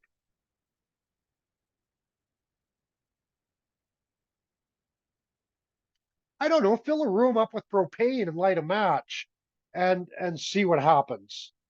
And that's really I don't know if I talked about this in Uttara Bhadrapada as well. So Uttara Bhadrapada was like it's like you have a puddle of gasoline and you light it on fire And right away, it's like the fire gets away on you, right? Like you'll see it, a stream of gasoline, and the fire just whoosh really fast, follows that stream up, really gets away really, really quick. Revati is quicker than that, right? It's more like the propane cloud, the gas cloud catching fire, where it's just like, well, you light that match in the room, and as soon as the sparks come, the whole room kind of goes boom, right? And you get that big, it doesn't last, but poof, right? And it's like, well, like I said, it's even faster than getting away on you, faster than gas burning up a gasoline puddle. And so this is very, very combustible spot. And so we talked about like the fire water, right? This is kind of like Mars in the other position is like, it's that drunk that you can really, they get angry easy. It's kind of the angry drunk a little bit, especially if there's some Mars and Rahu, or a little bit more than just Mars alone. Mars Moon, for example, will be really like fire water as well. But this is like that, the angry drunk in Uttara Bhadrapada is like anger, getting angrier, getting angry, angry, angry, angry. Peak anger hits. In Mars and Revati, there's nothing going on. Oh, and again, there's nothing going on. Um, right? It's very combustible. It's very boom, the anger and the big moment, the big sort of like release, I guess. Um, and then it's gone again. And so these are dangerous people. Like they seem so nice. How did that happen? Where did that come from? I never saw that coming. You know, these kind of things in Mars and Revati end up coming out. Um, it becomes quite like that. Anyway, so we get some serial killers here. This David Carpenter was a serial killer. Uh, where else? I saw another one here. Where'd it go? Bugsy Siegel wasn't exactly serial killer, but he was a mobster. Um, oh, Anne Rice is an interesting one to see here. I don't know if you know Anne Rice. She wrote the when I was in high school, her novels were really popular. Everybody read Anne Rice back in those days. She was writing the vampire stories.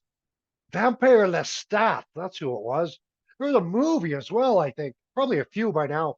Um, but it was this very sort of romantic vampire stories. And I get a sense that's not like there's a lot of romance, that dreamy sort of romance in Ravati. And the Mars is going to be that kind of femme fatale, maybe, or the oh geez, I just heard that word, another one. The spider, anyways, the male spider, the spider that sort of eats its partner after. Is that a anyways, that's kind of the point, is that that romance, that deadly kind of romance, or that deadly dangerous dream in a sense, right? That dream of well, it's like that nice person, right? That really nice, oh, they seem like such a nice person, and then they you see something in them, they like, you're just like, oh my god, I can't believe it. And so that's that, a little bit of that tension in Mars and Narvati is like, is that going to come back again? Right? Is the vampire going to come back again? Is that explosive anger? Am I going to see that heat again? And so you're kind of like, you're on a bit on, Mars Novati is pretty on edge. Um, there's a lot of sort of traumas, I would say, probably in Mars Novati. These kind of traumas sort of hiding around the corner. You get someone like Sonny Liston. He was a boxer, but he wasn't just any boxer. He was like, that was the heyday of the mafia in the boxing. Um, so we think about boxing, that again, coming back again, you might think of that in two ways. It's like, from one perspective, a boxer who's kind of like, well, like the last Rocky movie, right? The old man boxer does his big comeback sort of idea. There's another sense of coming back here as well. The boxer who's like, you know, they've been beaten and they're on the ground and they're laying there. One, two, three, and there's that anticipate. Is he going to come back again? And that's that Mars Revati anticipation sort of thing. Um, Adriana, she's a Traminer. She does I don't know exactly what she's doing now, but it's more along the lines of like a psychoanalysis type counseling now. But she used to be a trauma nurse, right, working in the emergency ward as well. And you can quite imagine in the trauma areas as well, there's a lot of that kind of dark, scary anticipation of are they going to come back again?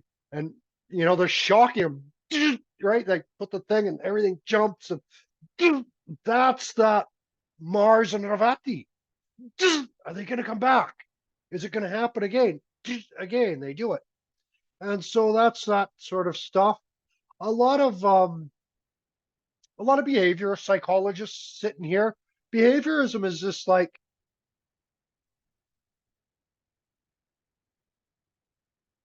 behavior is it's quite interesting from our perspective because essentially what they're trying to do is well understand karma, right? Understand like these karmas came first, and these karmas train you in such a way that whenever this arises, this happens. And in Mars, I think it's that energy of the abuser in a sense, right? The way the abuser conditions you, right? And or uses violence or fear to sort of condition you. And there's a lot of that going on in this position. Um, we get into the last part of this pada. It's interesting. You get someone like Bennett Cerf. He's a he's an interesting character. Um, so he was doing a couple of things. He's the guy that started. I don't know if you know this guy. He's the guy that started Penguin Books, Penguin Classics. And so what he was sort of interesting because on the one hand, he did a lot to fight for freedom of speech. And so he was fighting against there was still a lot of like in his day, D.H. Lawrence was still like censored books. I think he was the guy that actually got the censors to come off D.H. Lawrence. But anyways, he got the censors to lay off a lot of stuff. Uh, and so on the one hand, he was trying to kind of fighting to get this censored material out there. On another hand, he was working with a lot of the older copyrights, and this is how Penguin Classics came about. Is he bought up the mass of copyrights for all these old classic textbooks. And this is back in the day, they would do these texts, and people would go door to door. The old travel and salesman, right? You didn't have internet sales on those days. Because you had all these salesmen going door to door selling books. It was a huge way. It was an excellent way. He made huge money. But this was this kind of I don't know exactly know why I'm telling you this story. I don't know exactly how it fits into Navati, but this idea of these old copyrights, these old stories, right? And he's bringing them back again, um, like that. In a way, Joseph Campbell did the same thing with his mythology, and he was kind of one of these early Westerners that went all around the world. I don't know if you'd call him more of an anthropologist, maybe, and really just studied cultures and beliefs all around the world and the gods and the mythologies. And so he also brought a lot of these worlds from other places to us. Um, Aldous Huxley as well. He was part of what was the heck was the name of that little crowd? The Merrymakers, the Rainbow, blah blah blah. Anyways, this is a whole crowd of kind of intellectuals in the U.S. in the early days, popping a bunch of acid, right, going into that dream world. And Aldous Huxley was a big part of that. He also wrote some really nice. Actually, it was one of his utopia stories that I kind of like. Did he do Brave New World? I think. Anyways, Brave New World. And that's kind of the energy of this Revati is these other worlds, like the myths of Joseph Campbell, the classic literature of Bennett Cerf. Um, Tulsi Gabbard's maybe an interesting one to see here. She's a she's another one that's so hard to pin down. She was in the military. She was a medic. Um, she's kind of like these days. A lot of people consider her kind of like a war hawk in a lot of ways. That military background. I assume her family also has a strong military background. She's in Hawaii, so she's got all this like ass kicking energy in her, I guess you would say, but she's also so sweet. Aloha, everybody. You know, it's it's another again, just that I don't know. I've only heard her talk a few times, but she seems so far and distant from the political realities in the USA. Like she lives out in Hawaii. She's completely disconnected from all of that. She's a good chart. I recommend having a look at her chart. Very interesting one as well. Um, I don't know if I've got it rectified well or not, but anyways, very interesting chart she has. Because she's so distant from all of that political stuff, and yet she's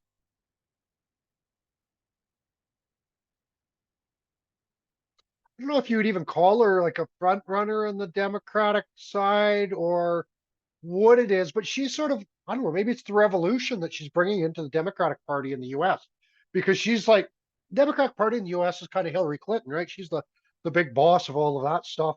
And, and, and Tulsi Gabbard is Hillary Clinton's big enemy. And she really is trying to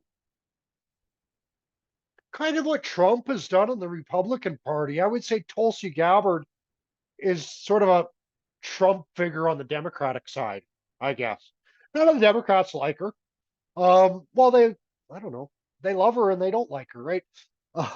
Same as Trump. All the establishment people, none of them like Tulsi, but all of the people who aren't in establishment love her, like Trump. Um, so Mars and Revati is a bit of a difficult placement. That's what I'm trying to say. Let's just go through this because I probably have done some research. Yeah, here you get like Robbie Knievel. That was Evil Knievel's son. One of those daredevils, one of those guys who gets on the motorbike and he jumps over like, I don't know, whole worlds and stuff. End up breaking a whole lot of bones in the meantime. But then you get like Oliver Cromwell and Glenn Walters. And these are both like military general type guys. And so these are the kind of guys who I would think would maybe like an Angelina Jolie movie where they just like run out there in this hail of bullets in a sense in order to save someone. So that's the Mars and Pisces can go both ways in a sense. It's very volatile and it can be very sort of dangerous and dangerous in a lot of ways. But if you're a soldier in a firefight, for example, that's it's similar to like Utano Badrapada, they can really bust a move, right? We were talking about that. And it's going to be similar here, but it's going to be something really stupid that they do, right? Like run out in a hail of bullets to save their friend, for example. So there's still a lot of that activity anywhere Mars is in in Pisces. My tongue just doesn't want to meet my brain sometimes. Um, Mars and Pisces, they're always going to act without thinking. That's just a standard thing. In the Purva Bhadrapada part, that's going to be real diabolical, like really ugly stuff that they're doing, generally speaking. Once you get up to the Revati, it's usually not so bad. They can still have the anger, they can still be a little bit aggressive that way, but otherwise, they're just it's more your common garden variety acting without thinking. Whereas early in the Pisces, they're acting without thinking, but they're also being very diabolical, right? They're also being very evil, I guess. Well, by the time that evilness, it's just like I said, this is garden variety, just acting without thinking. Um, could also feed into things and relate with things like sleepwalking, sleep talking, right? This is deep sleep. If we're talking about states of consciousness, um, this is the deep sleep here, and so this is really acting from that area of yeah, not really conscious anymore. The actions, the emotions, the feelings, right? Of them when the moon is here. So it's all of that kind of acting beyond all of that. Um, so we've got these military guys, these Daredevil type characters. And then we get like Angelina Jolie, Anne Rice, and Eva Finland. Um, of course, all so these are an interesting crowd of ladies, all very powerful. And that action without thinking, um, I believe they can probably do that quite a bit. Probably all very good at acting without thinking. Russell Brand is in trouble for that, a lot of that right now. He's interesting because he was like, in his early days, he was like the biker jacket wearing, like cool. He was like the Fonz, man. He was like, nobody was cooler than Russell Brand. And so he probably did a lot of stupid things back in those days without thinking. And that's how he got famous. That was his that was his brand back in the day. And then at some point in time, Russell Brand sort of he did a 360. And there's some of that energy in Revati as well. 360, the turnaround energy, the little bit of a, this is the end of the road. And I've thought about this a lot because on one sense, it's the end of the road, which is the cul-de-sac, which is a turnaround place, right? You get to the end of the road, and you just turn around and go back the other way. Another form of the end of the road is like it's a cliff, right? You come to the end of the road, and then you fall off the cliff. And so that's different from turning around, no, isn't it? Um, and so, anyways, I'm just still, but there's a lot of that end of the road, and so at some point, Russell Brand came to the end of his road, and he changed, and he became this kind of like, well, he's kind of funny because he basically lives in his pajamas also, um, and so he became this guru. Everybody loves him. He's this nice guy, spiritualist sort of character, and now he's had recently. I just saw something about this. I get a lot of my news from satire sites, so I don't really get very good news. But apparently, Russell Brand from his past, he's having a Me Too movement or something like that. I don't know. Something from his past is coming up and biting him in the ass. And this is a little bit that Revati. It's like, well, when you do something stupid, it might not bite you just then, but there's a lot of stored karmas in Revati, right? It's a lot of things from your past that come up again to bite you.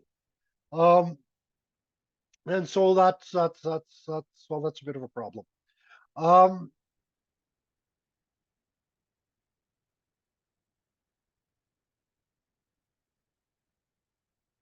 Anyways, you guys can read a lot of this stuff yourselves. I'll just jump to Mercury.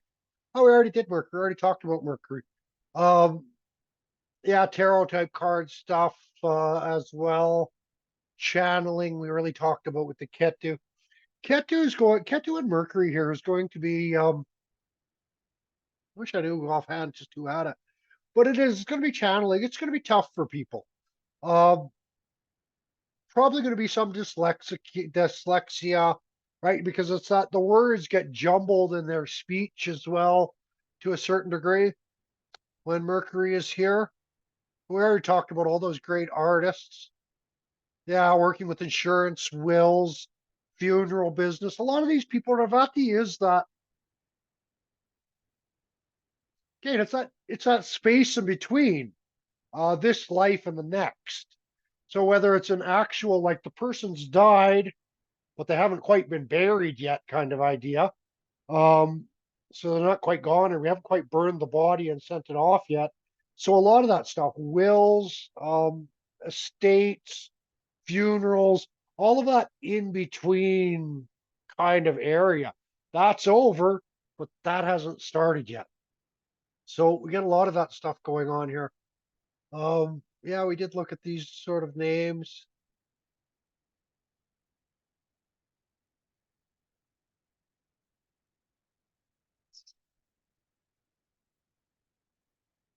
So Jupiter here, of course, this is Jupiter in his own house, right? So Jupiter really likes it here. Um, it gives like lots of shepherding kind of idea, lots of protecting, and so this is really the shepherd, the good shepherd. Grigory Rasputin. Again, this is the helmsman, the advisor to the king, kind of a placement here. And so you get a few of that. Grigory Rasputin, he was an interesting character as well because he was became advisor to the czars in Russia.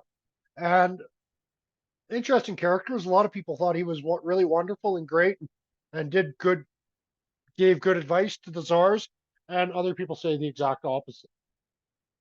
Um, but he was this Rasputin. Um, it's almost this kind of name. It's almost like Tesla. These guys are like, are they even real? Even someone like Jeff Bezos and where are these even real people? Kind of. They're so, I don't know. It's like when you're a sheep in that whole flock and you're just going, right? Do you even realize that there's a shepherd there? Right? Because you're just kind of, you're just going with the flock, right? The shepherd, you're kind of, he's like, I don't know about the shepherd. This is the way we're all going. So let's go this way. And so in a lot of cases, it doesn't have a lot to do with the shepherd anymore. It's even like Jeff Bezos. He's like the guy behind Amazon. He gave them their, it's like any CEO, really. They give this like general direction to their company, but they're kind of hands off. They don't really, they make the mission statement, right? And they say this is where we want to take it. But then it's everybody else who kind of does it and implements it. And so in a way, someone, it's like Nikola Tesla. He had all these great ideas and he was so far ahead of his time that he didn't do any of that stuff. And then cell phones started to come out and fucking smart cars and self-driving cars and somebody else came and took all of Tesla's ideas and implemented them. And where is Tesla and all of that? Where is Jeff Bezos and Amazon? Where is Rasputin in the history of the Tsarist empires of Russia? Um, it's like these people are keys. They're the kind of the face that we put to all of that. But they didn't really do a lot in other ways. It was kind of done by, well, it was done, all the work was done by other people. In a way. And so we get that. Interesting. We get to the second part of here. We see this mathematics, architecture. Alexander Mueller was also engineering and physics and a lot of that stuff. But Revati has to do with a lot of like things deep in the ground. Um, Chuck Norris, he's an interesting character. He's done a lot of work with kids and working with a lot of martial arts type stuff as well. And he's another character. I guess it's really, and Johnny Depp. Uh, Even Robin Williams. Oh, there's Gordon Downey, the tragically hip guy. Um, it's really hard for us to see or understand these people outside of the characters they've played. Like Johnny Depp is a pirate. He's just Pirates of the Caribbean, and that's all who he'll ever kind of be. And Chuck Norris is like he's the Texas Ranger, and he'll always be the Texas Ranger. Uh, and that's how we know them. But this is like it's not who they really are. These were just characters that they played. Um, but this is another we can think of like modern acting theory.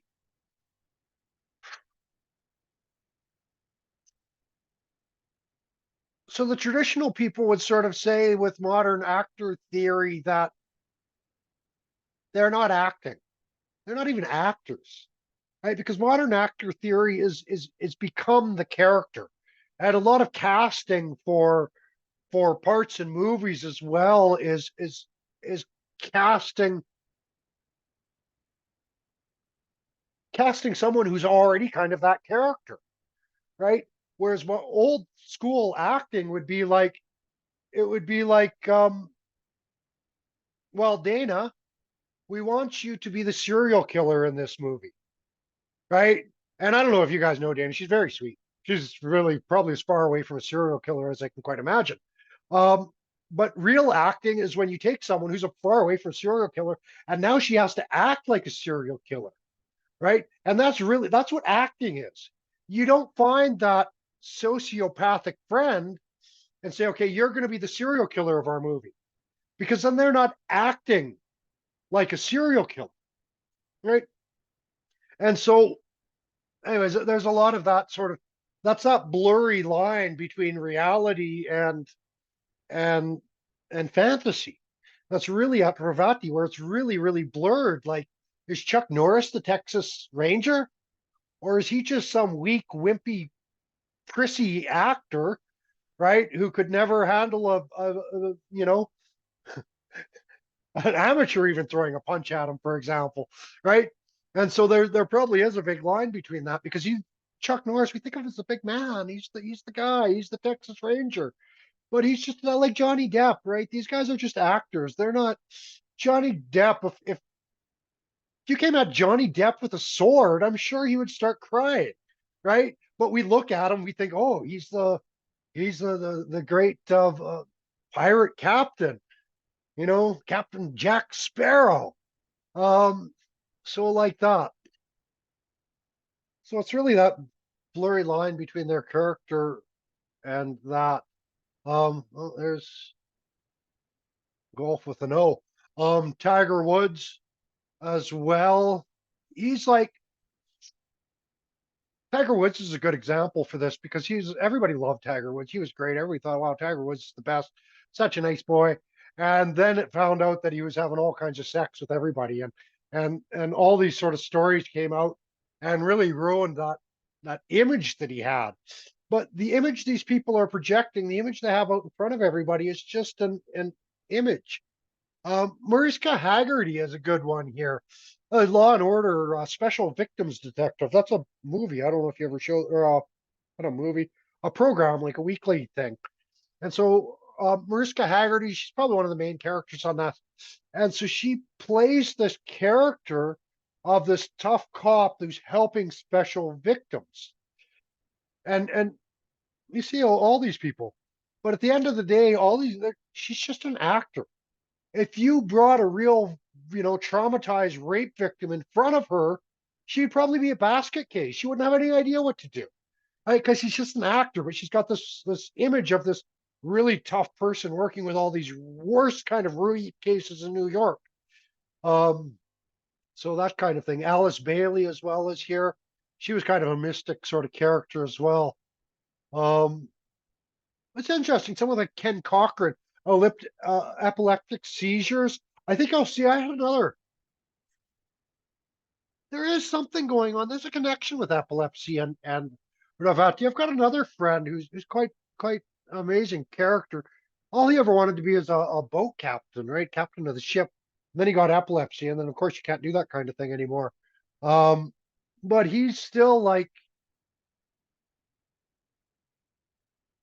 well, it's hard to regulate the ocean. And so he still plays the role of a captain quite often on boats, even though he's not an official captain.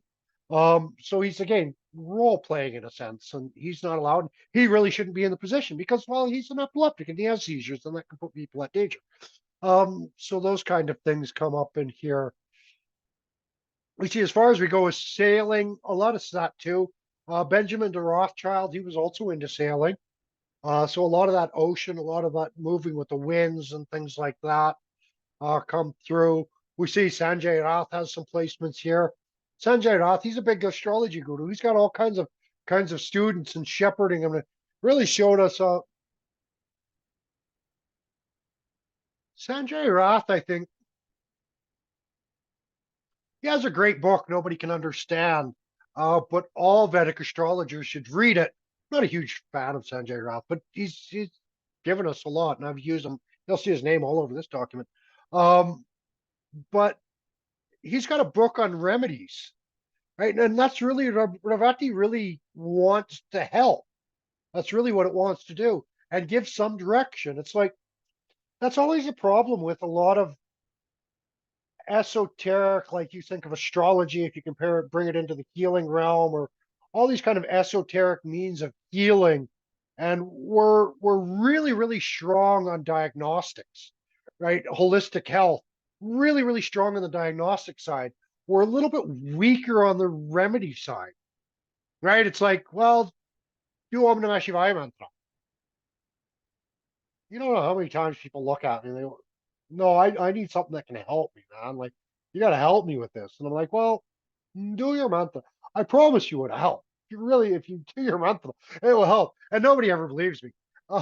Um, but that's kind of like we see someone like Sanjay Nath here, and that's what he's doing. He's working really hard to find remedies and ways that will actually give people some direction moving into the future.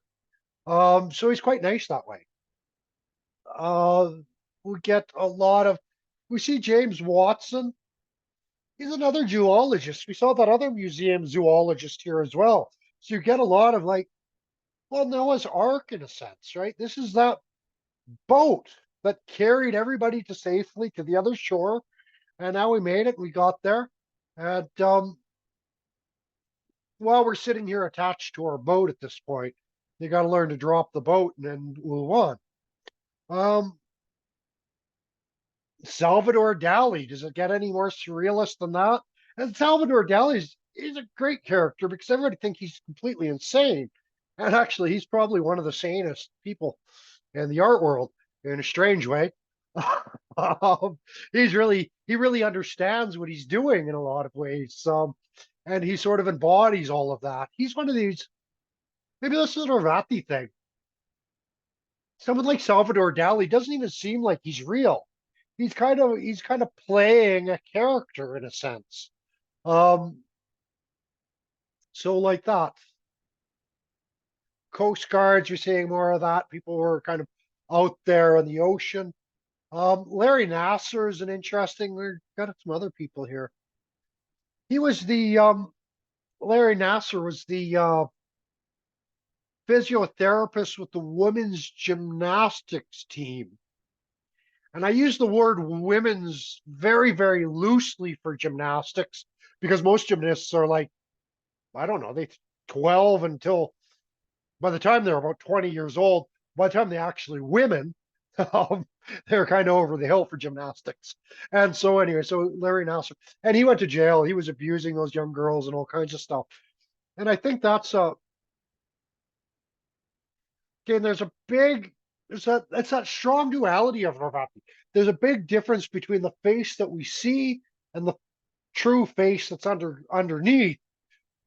But understanding which one is the true face and which one is the fake face is really blurred here.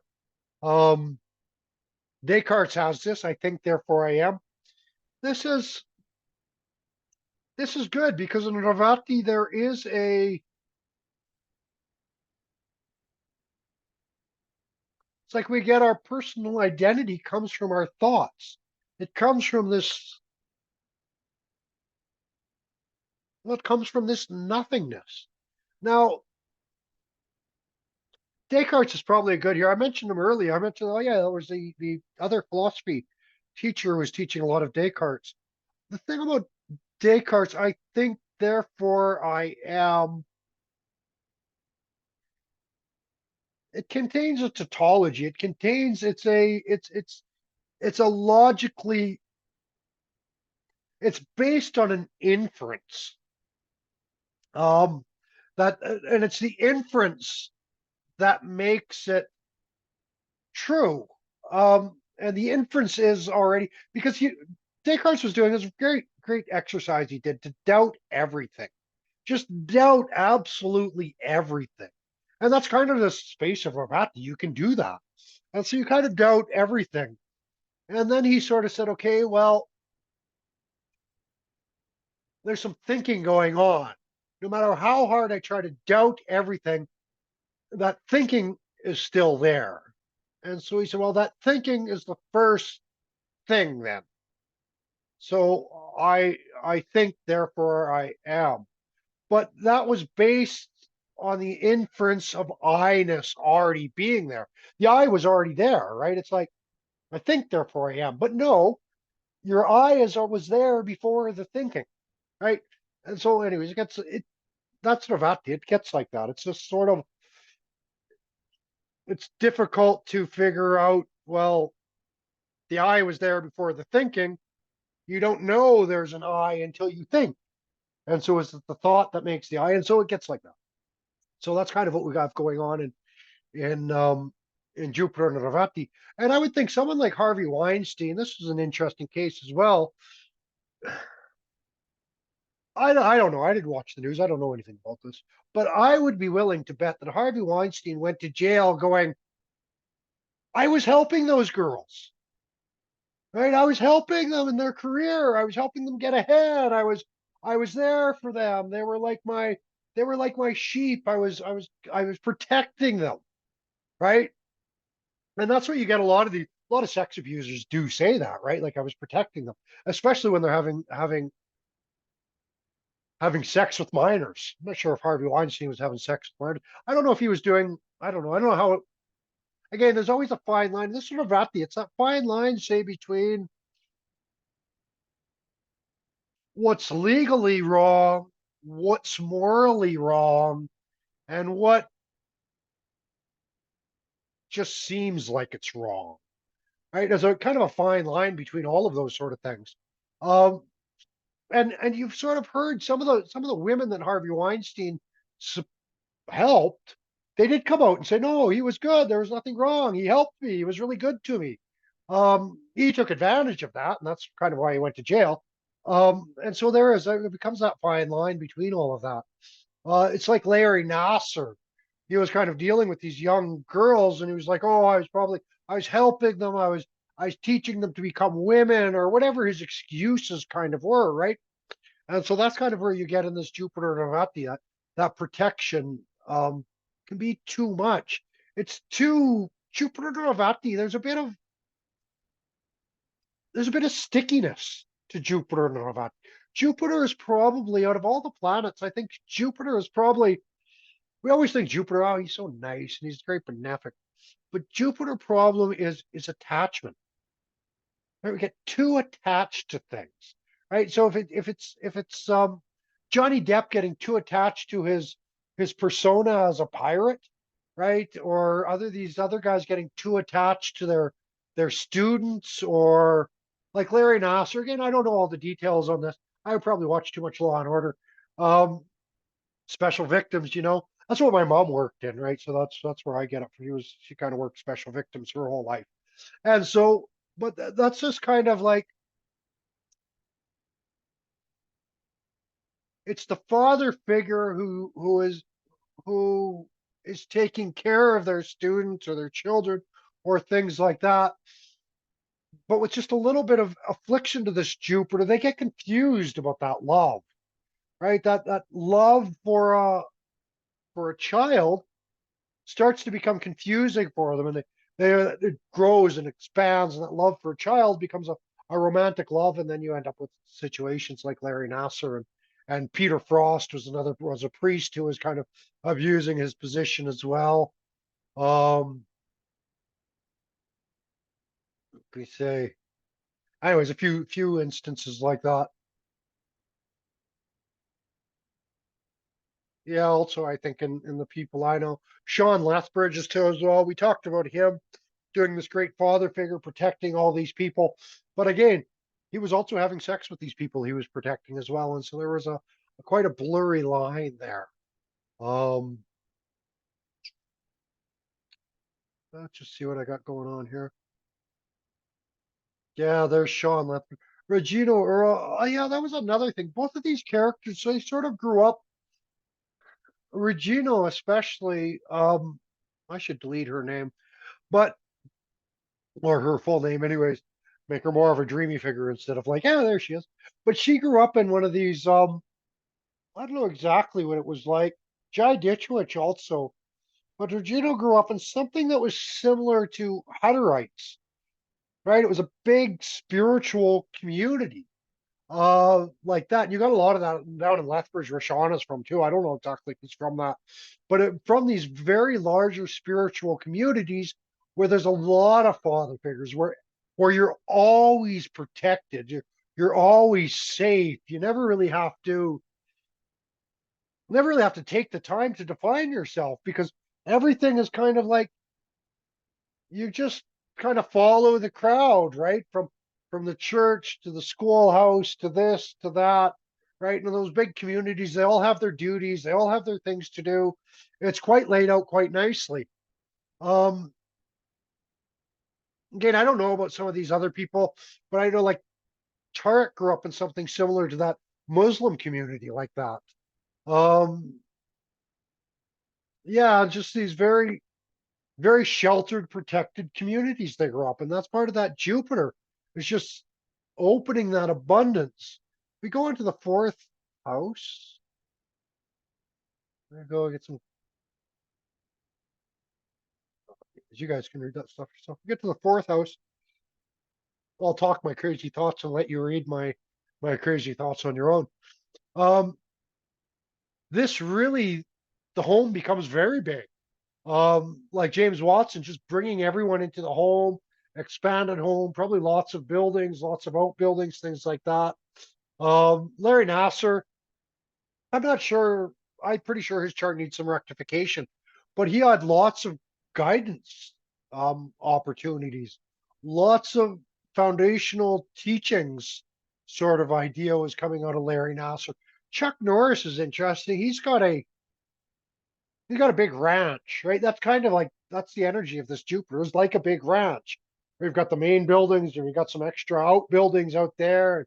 You got this expanse for lands, and you've got some herds roaming around out there, like Chuck Norris, um, just out there living the dream. And Chuck Norris is interesting. I like he's got had placements in Uttar Pradesh as well. He actually tapped into a well, that's the other thing with this. The land, right? This is fourth. The land is really, really fertile. Wherever they are with Jupiter and the Revati, it's going to be very fertile land. And the reason for that is someone like Chuck Norris, he found a huge ancient water aquifer under his land. I meant to do this. One of the things I meant to do when I was in Texas was to buy some Chuck Norris water. Because it comes from this ancient water source and it's supposed to be anyway. I grew up. Chuck Norris. I'll admit it. He was one of my heroes growing up. I'll just say it. I'll admit it. He was one of my guys. I thought I was the nice ninja Texas Ranger warrior. I was going to go off and kick people's asses when I got older. Um, and so like that. So I've admitted it. I'm completely ashamed now. Um, Not enough so Capricorn placements, Mike. yeah, maybe not enough Capricorn. Too much Scorpio. Not enough Capricorn. Um, so he was one of my guys. And I think for a lot of kids growing up in my generation, you looked at Chuck Norris and he was like, I don't know, I grew up, I was in the bush. There was no men around. I grew up with my mama and I needed father figures. And I looked at Chuck Norris and I thought, he's a nice guy and he kicks people's asses. And I like being nice and I like kicking people's asses. And I'm gonna be a ninja just like Chuck Norris. Um, so so like that. It's like Revati is that imagination. I saw it in other places where the imagination was more the that was Kritika, that like young imagination, the little kid, right? And he's playing with a sword and just like defeating demons. And that's a little bit similar in in Revati, but it's not just the little boy with the sword fighting himself in demons. The Jupiter and Revati, they are leading whole armies, right? Their imagination is big, right? They're not just like one, they've got a whole army there that they're leading into battle, sort of idea. Um, like Jeff Bezos, right? He's got this whole army of trucks that are kind of moving things all over the world, like that. So yeah, it's nice. Like I said, fourth house, it's giving a home. The home atmosphere to me with this fourth house does seem a lot like a ranch or these even these like the Hutterites live, right? These multi-family spaces. So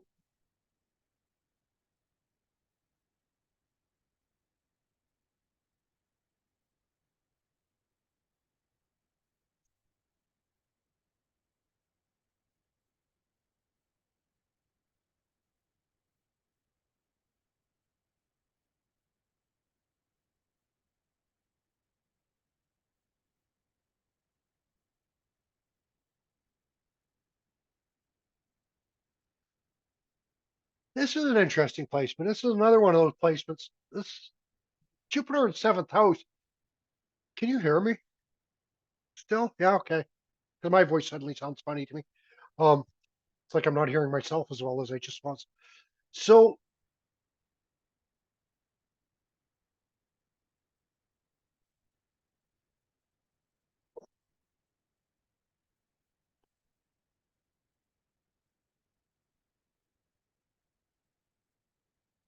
So this seventh house placement of the Jupiter, I find interesting, right? Because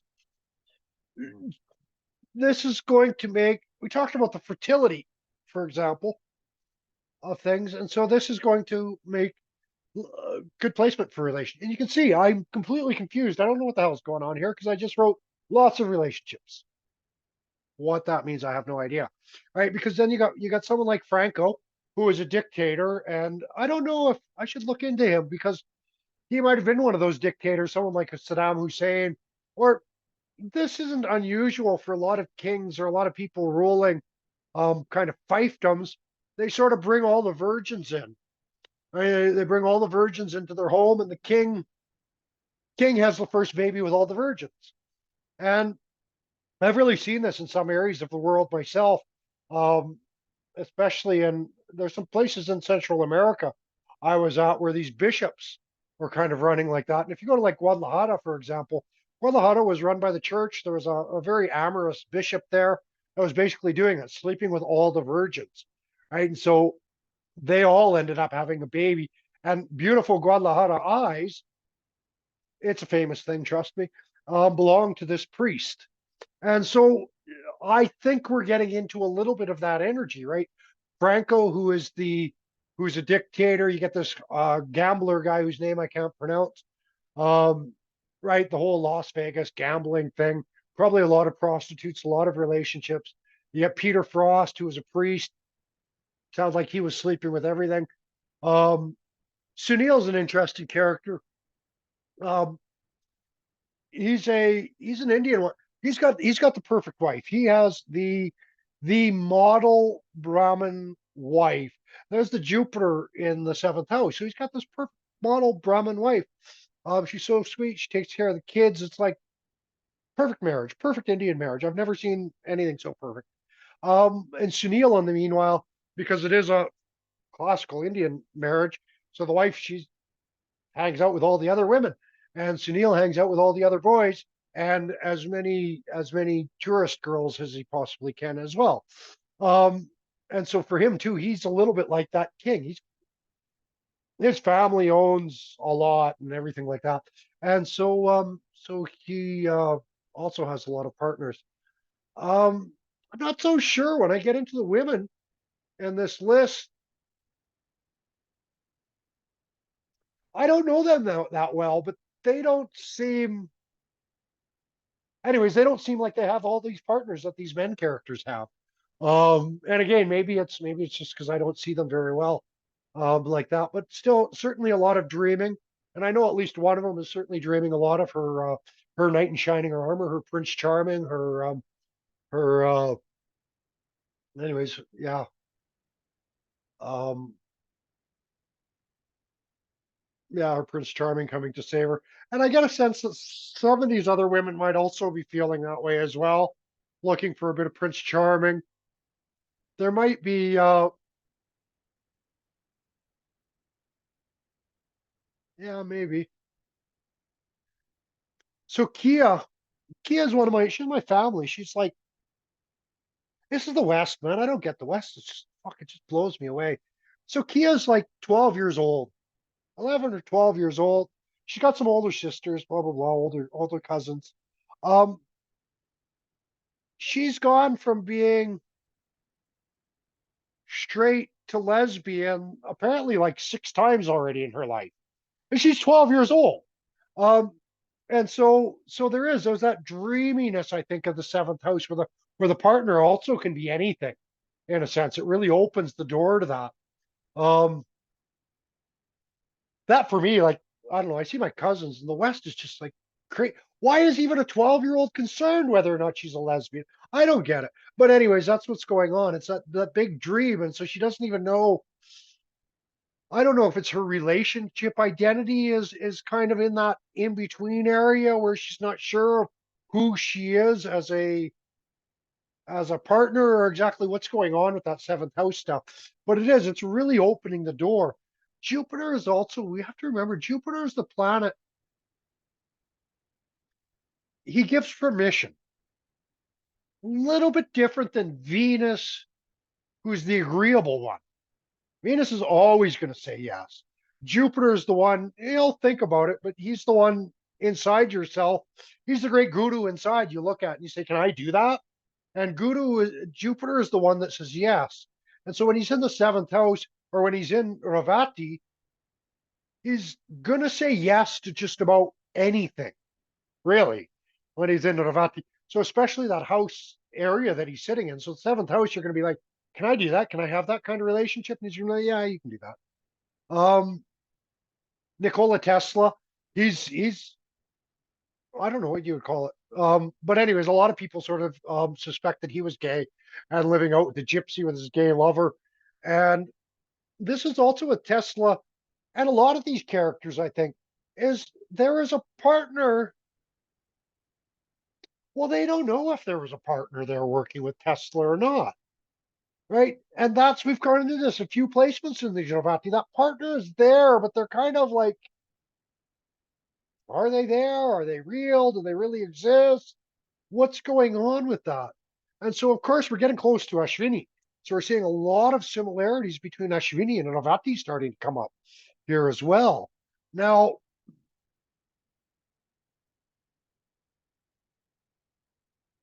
in Ashvini, that energy is out. It's being released. In Revati, it's still being contained, still being held just underground. It's in another world still. And once it gets to Ashvini, then it's something is coming from that. But as we said, this is that idea. Everything's risen to the top. And now it's like, now I have an idea and it's ready to come out. The moment it starts coming out is that Ashvini, right? You release it and you don't know what you're releasing. You're kind of releasing Pandora's box in a sense. You just let something out.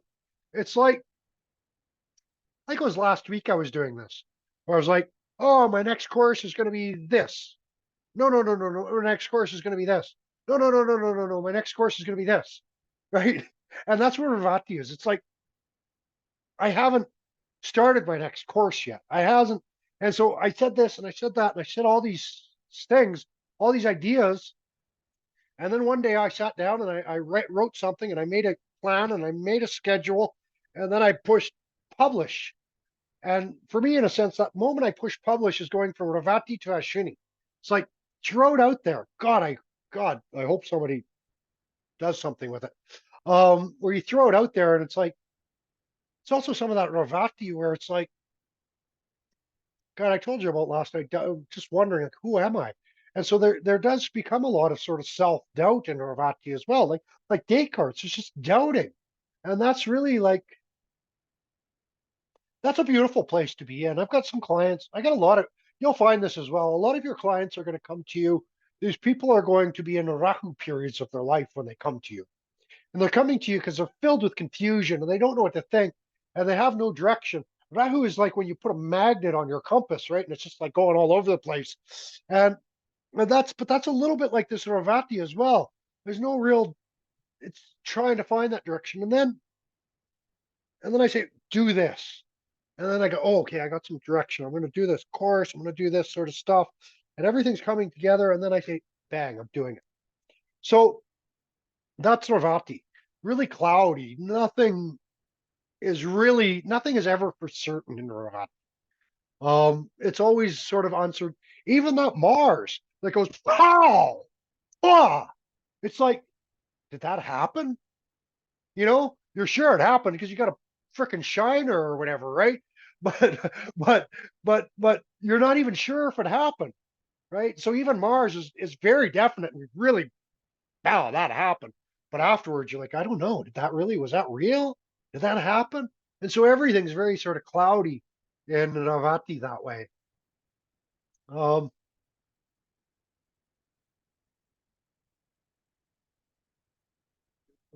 Venus Navati. So how we go Venus Navati, and this is interesting. Like, well, think of the power of Navati. We got Mercury's debilitation. Jupiter's in his own sign, probably the most expansive place for Jupiter to be, even more expansive than Mula. And so it's the most expansive place for Jupiter. And then Venus here is exalted here. it's a very, there's a lot of power in Revati, a lot of power in this position. And so any planet that sits here is going to have a lot of power. It's like Mars. Well, we say Mars is very weak, but that like, pow, that shot in the eye they give you, that's not weak at all. It's really, really strong. What's weak about it is, well, afterwards, you're not sure if it happened. You're like, did Dana really just hit me? Like, I can't even believe it, you know?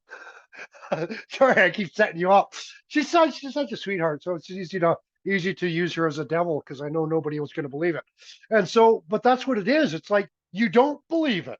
It's like, did that really just happen? I can't. I'm speechless. I'm lost. I can't say anything. And so that's a little bit that energy of this nakshatra. So Venus is exalted here. Um, so Venus is also going to have a lot of power. And what Venus is doing here is she's powering the imagination.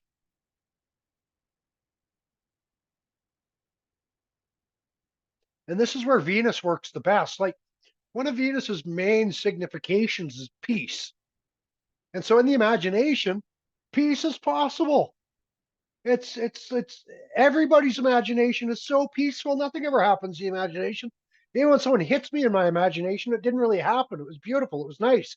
And so Venus really likes it here. Really, she can do anything, right? She can really, really do anything she wants at all. Um, this is a little bit, New Orleans is a good position for this. New Orleans, the whole energy of New Orleans is Venus and Revati.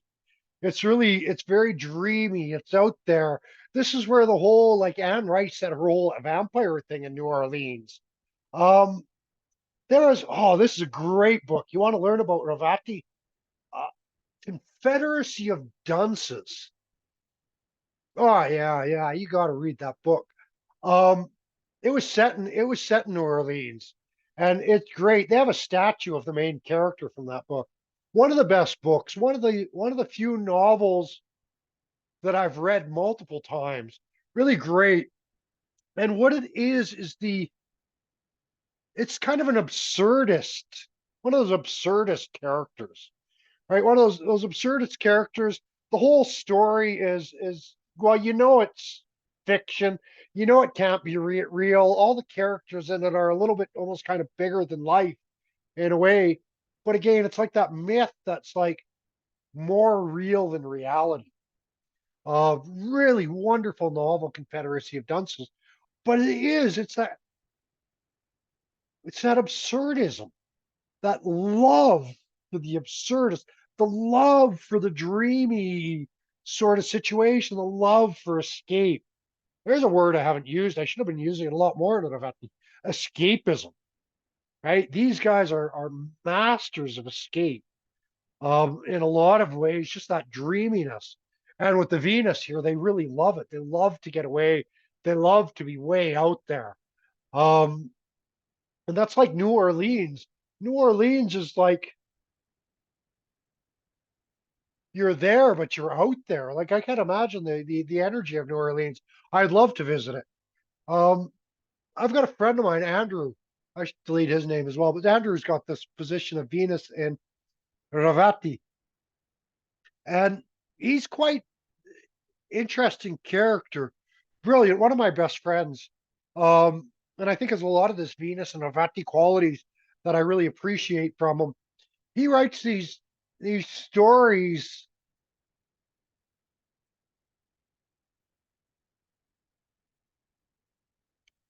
So he once wrote a story. He set all the crap that he saw going on in Varanasi, all the worship and all of that stuff. He took that and he set it in his hometown in Canada with like a pink elephant being the main character. Um, and it was one of these just brilliant, beautiful things. And that's the Venus and Revati, beautiful imagination, incredible imagination. A lot of like they escape into their imagination. A lot of escapist tendencies can go on here with this Venus. Need to watch out a little bit for for using things like drugs and alcohol to escape with. Um, but for the most parts, these people have pretty vivid imaginations. They don't need the drugs and alcohol to escape. They can kind of go there fairly directly. Um, it's interesting when we get into the second pada. I always find it interesting. They've only got maybe a dozen names in the first pada, and then the second, third, fourth, you're like just like full of people. Um, and the second pada is really, really interesting because you got a lot of economists here. John Stuart Mill, Marcus Aurelius, Tony Blair was a banker. You've got the Conrad, the museum director, zoologist. Robert Owen did textiles. He's utopian socialism, a lot of cooperative type movement. And Venus is here is really is very idealistic placement for Venus, and really idealistic views. There, Venus and Revati, it's funny because it's well, exalted Venus. You think, oh, these people are going to have great relationships. Venus and Revati is notorious for having difficulty with relationships, and a big part of that is because they're unrealistic, and they often go for incompatible matches, thinking the compatibility is nothing, and this can work anyways, sort of idea. And so they're so idealistic about relationships that they don't work because they're just kind of impractical. So these places people do notoriously have a tough time with relationships. Um, Although everybody loves them and they can probably get any partner and different things like that. They seem to have a tough time with it. Now, it's obviously that this Venus, well, it connects to other worlds. And so while Einstein has this, it's this Venus that reverses the debilitation of the Mercury. And so you get a Mercury Venus conjunct here, you get that, well, that little bit craziness of the Mercury, right? It's bringing all this stuff in, and to the most people, none of it really makes sense. But when you put Venus with that Mercury, it kind of it brings some balance to everything. It brings some harmony to those messages coming to other places, and so it brings some meaning. Helps bring some meaning to the Mercury. Now, when it's just Venus by itself here, it's no problem because it brings that meaning by beauty. Jupiter is bringing meaning through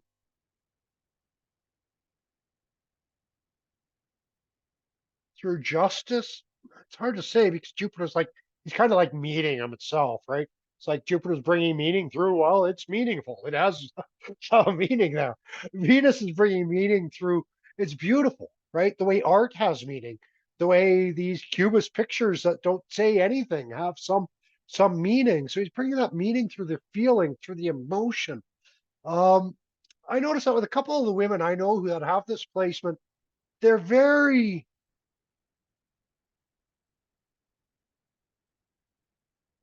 there's sort of a lot of emotion in the way they express themselves and the way they do it. Like they're really feminine, right? They're really, really women, if I could say that. Um, and so it's like, well, the few I know, I'm sure all the men are attracted to them. They have no problem with getting men who are attracted to them, but they're looking for that fairy tale love, that fairy tale romance. And so they're always like, oh, nothing, it never works out, and this kind of stuff. Um, and they're often away. They love escape. And so when you're always kind of getting away, when you're always living in this dream, it's hard to come back and hard to get relationships. It's like Bobby Fischer is here. Bobby Fischer was a big chess player back when the Cold War was sort of in full swing in those days. He was the chess champion for the USA. Um, and he epitomized that in a lot of different ways. Partly was because he was a major rebel, but he ended up again sorting truth from reality. There must be a movie about him now. It'd be a great movie. Uh, because so he was sort of on the front line of the Cold War against the Soviets. In that way is how it all looked. And so he started to become very, very paranoid, thinking he was being followed and think his own government was against him and they were against him and everybody was against me. And he ended up going away from all of it. But even from away, he was like this voice of criticism. But it was that sense of escapism, that sense of getting away. And he popped back up a few times that way. Sanj H is a good character as well. This guy was he was big time corporate head, corporate kind of CEO character. And Sanj Hall ended up now he does music, sound healing. Um, and so if you're interested in sound healing, I'd probably he's the guy I would recommend really for all of that kind of stuff. There's a few people I met right around that area with him. So sound healing, this is something to talk about because it's quite this Revati as well, right? It's like a little music and a few notes, and it's that sound that's being used for healing. And so you get a lot of sound healers, and sound is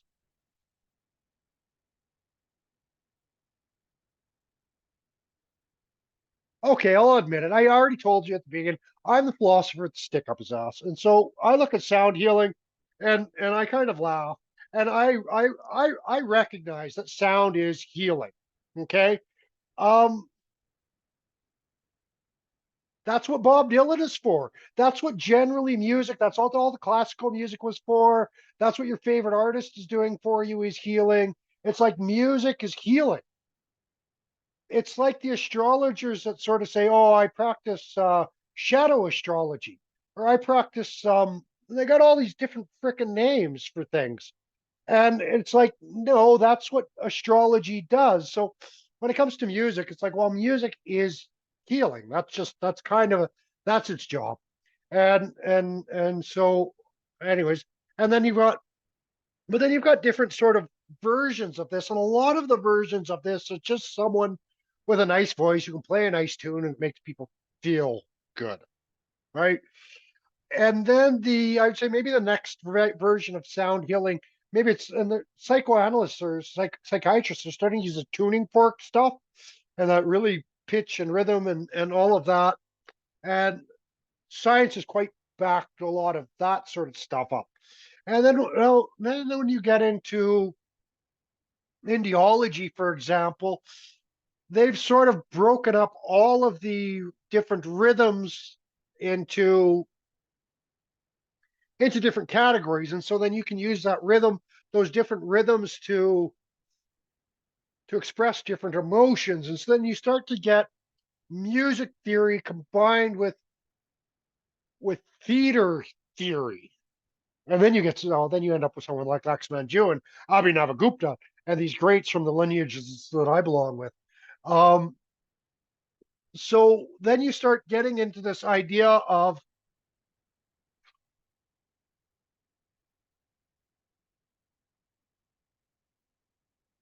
each syllable having a power in and of itself that we can use for healing someone.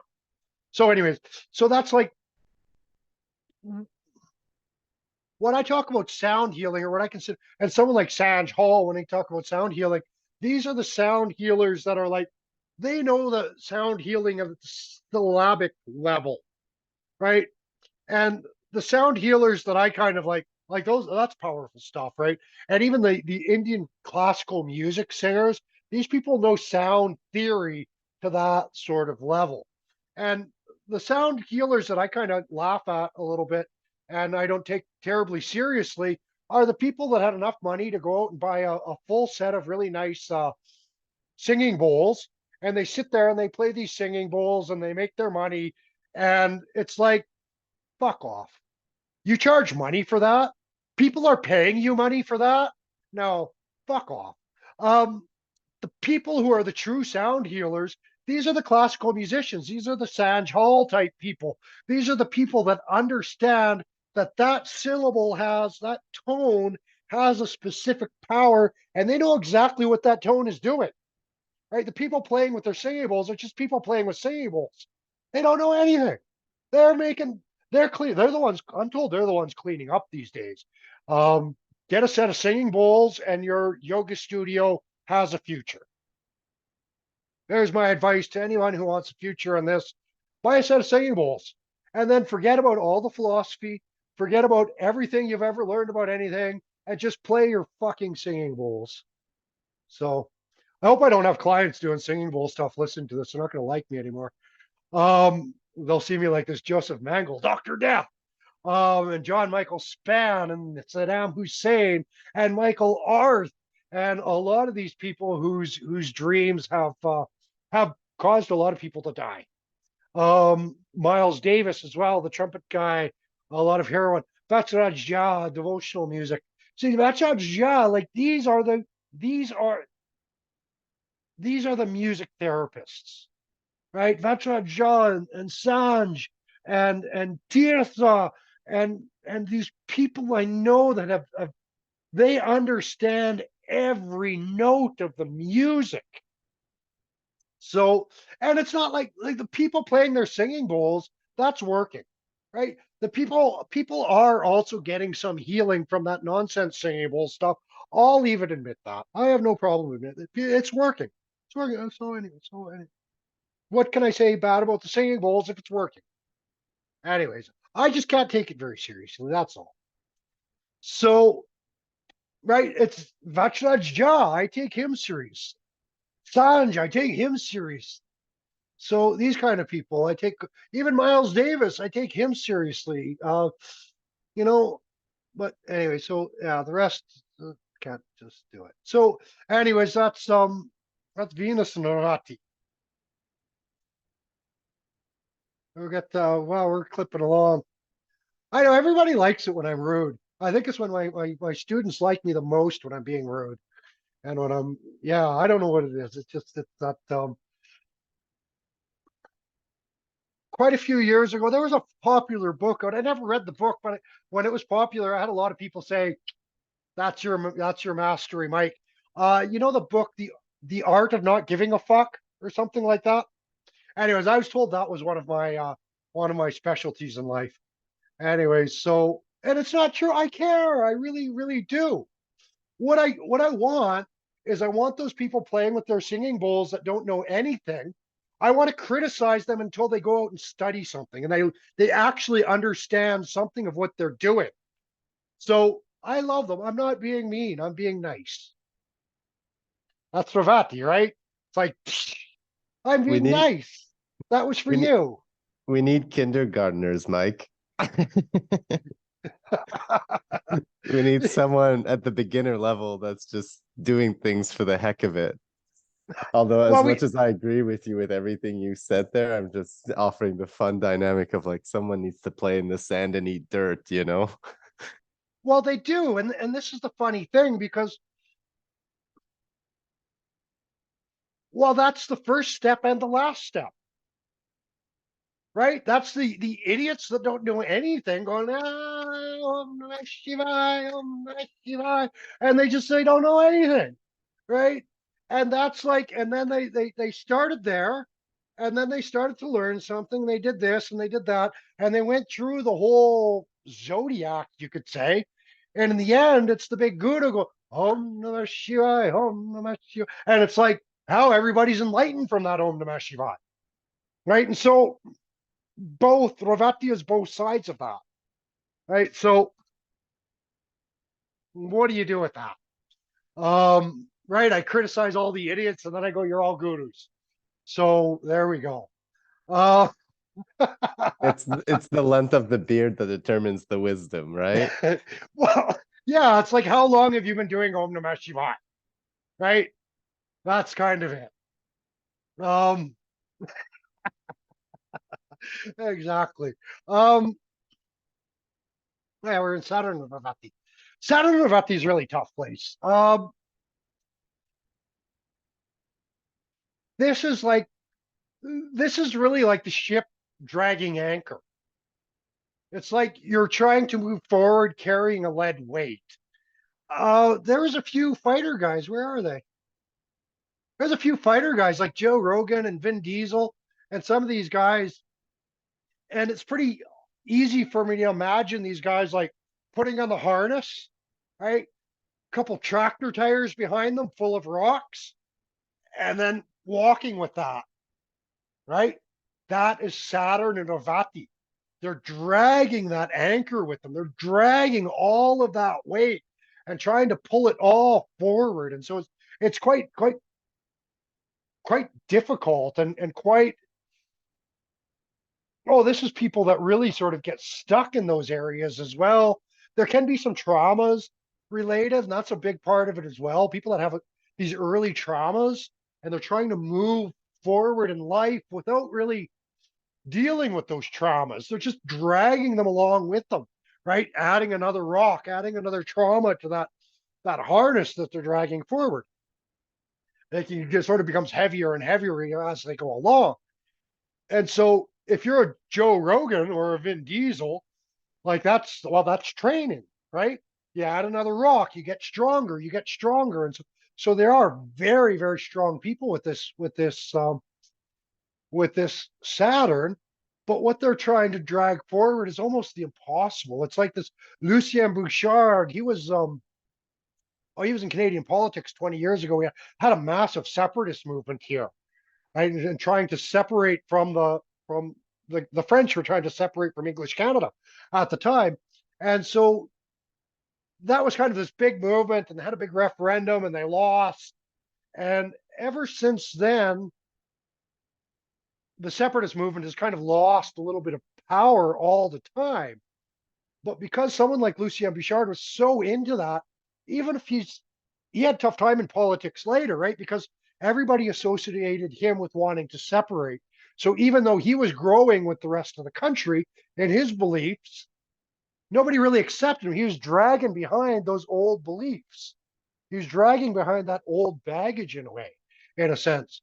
And so that affected him into the future. Someone like Sonny Barger is an interesting character. He's the founder of the Hells Angels. And there's a guy like we talked about, like, well, these guys are carrying a lot of baggage. And so you don't get into the Hells Angels unless you do have a lot of sort of baggage. And at that time, he was kind of the Hells Angels hadn't morphed into the sort of completely diabolically money hungry group it is now. Back in those days, he kind of was, it was a fight club for ex-Marines who were actually they were having a tough time, right? And it was actually built to help those ex-army guys or whatever sort of deal with the baggage of the past, and it was just kind of a brotherhood to allow them to do that. But of course, they didn't really deal with it. Hell's Angels just sort of kept adding another rock to their pile until now. Hell's Angels is really dragging a lot of baggage. The other interesting thing I thought with Revati, and I found a few other people that had this, was the rev, right? The motorbike revving, and there was a lot of that sound in here. Even Vin Diesel, we look at him, was he involved in those Fast and Furious shows, right? Brum, brum, brum, ding, off they go.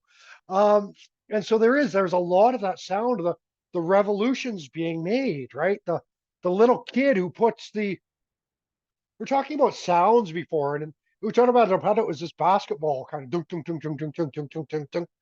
Ravati's going faster than that. It's a little kid who puts the playing card in the spokes of the wheels of his bicycle. Right? The basketball's dunk, dunk, dunk, dunk, dunk, dunk, dunk.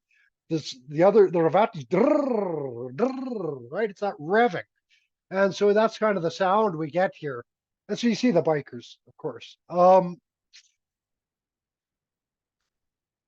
We can even think, well, we'll even hear some of the sound, like a lot of these early scientists, we say, and they were working with electricity.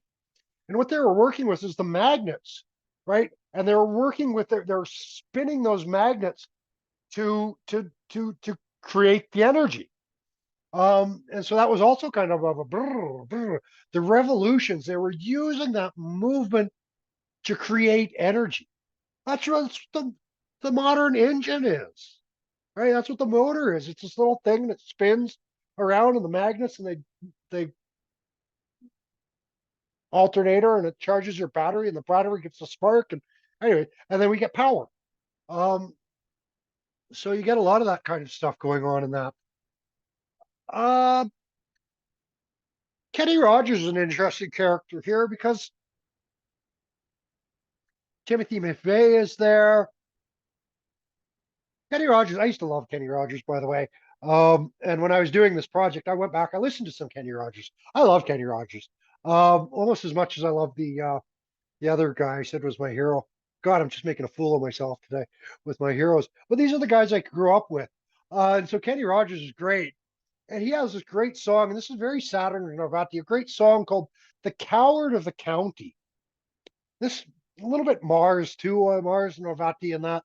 And so the coward of the county, this was the coward of the county. He never did anything, right? He always is I can't remember how the song is exactly, but his daddy told him to always control his anger. I think his daddy daddy had a temper or something, got in trouble, went to jail or died. And so he swore to himself he would never lose his temper. And so then he became known as the coward of the county because he always turned the other cheek. And so everybody always picked on him. And then this is a little bit true story from something that happened in Kenny Rogers' life. And then someone came and raped the girlfriend or the wife of the coward of the county. And so the coward of the county, he got mad and he went over and I love this song. The image of like the cowboy, right? He goes in the room and locks the door behind him and then just kicks everybody's ass. And so that's kind of the coward of the county with Saturn and Revati because they can take it, right? You can take that slap on the cheek. They take another slap. They take another slap, and they get sort of seen as being cowards. Even Sonny Barger, the Hell's Angels. This is one of the things. In the end, there was kind of these darker dudes trying to take over the Hell's Angels and take control of the Hell's Angels. And I'll bet you a lot of them called Sonny Barger probably called him a coward for not wanting to sort of assert himself and get into these bigger gang wars. And now that's happened with Hell's Angels, but that's it. They take the hit, but then like at the end of the song in The Coward of the County, they come and they've raped his woman and he goes in and he locks the door behind me and just kicks everybody's ass. Right. And so it's like there's this, they're carrying this baggage that won't allow them to act until one day something kind of breaks, right? And you find out that they're not a coward. You find out that I don't know. It's like they just able to let go of that baggage from the past all of a sudden and kind of move into their future. And so Saturn's tough. Like it's really going to be a lot of this is going to be a tough placement until Saturn matures, until they're in their late 30s and they sort of understand what they're carrying around and they've got experience with that baggage. And then maybe they can let it go. But it is going to be they're carrying a lot of baggage, basically. Saturn and Revati, it's tough. It's a tough placement for Saturn. See, like you look at some of these, like Gian Gomeshi's maybe an interesting character because he had all kinds. He's another Canadian guy, and he was a radio guy. He had all kinds of sex abuse in the middle of Me Too stuff. He had all these accusations against him, and it went this way and that way. And I think the courts more or less determined that he was a sleazeball, but what he did was not illegal. But the thing is now he's carrying that baggage with him for the rest of his life, right? He'd already lost his job. He'd already lost everything. And so whether he was guilty or not, that's his baggage now. That's his thing he has to carry. And so that's the Saturn here. It's carrying some tough kind of baggage is following them and kind of holding them back, keeping them from really being able to move forward into their future. So this is a good time. We're right just before 12 noon. And I've been leaving the nodes alone for the most part. The next class is going to go into all the nodes, right? Because I didn't have much time for them this time. I keep thinking that I should have Saturn and Jupiter involved in the next course I do as well with the nodes. But again, it's like this project. It's like I really got to keep it down, right? I try to include everything and then I miss everything. right? Everything gets lost. And so that's Revati. It really wants to include everything and everything wants to be there. And so if I can, I'll try to sneak a bit of Saturn into the next class as well. Maybe just for some of the transits we have coming up or something like that. Um, Otherwise, God, this is it, guys. This is we're done.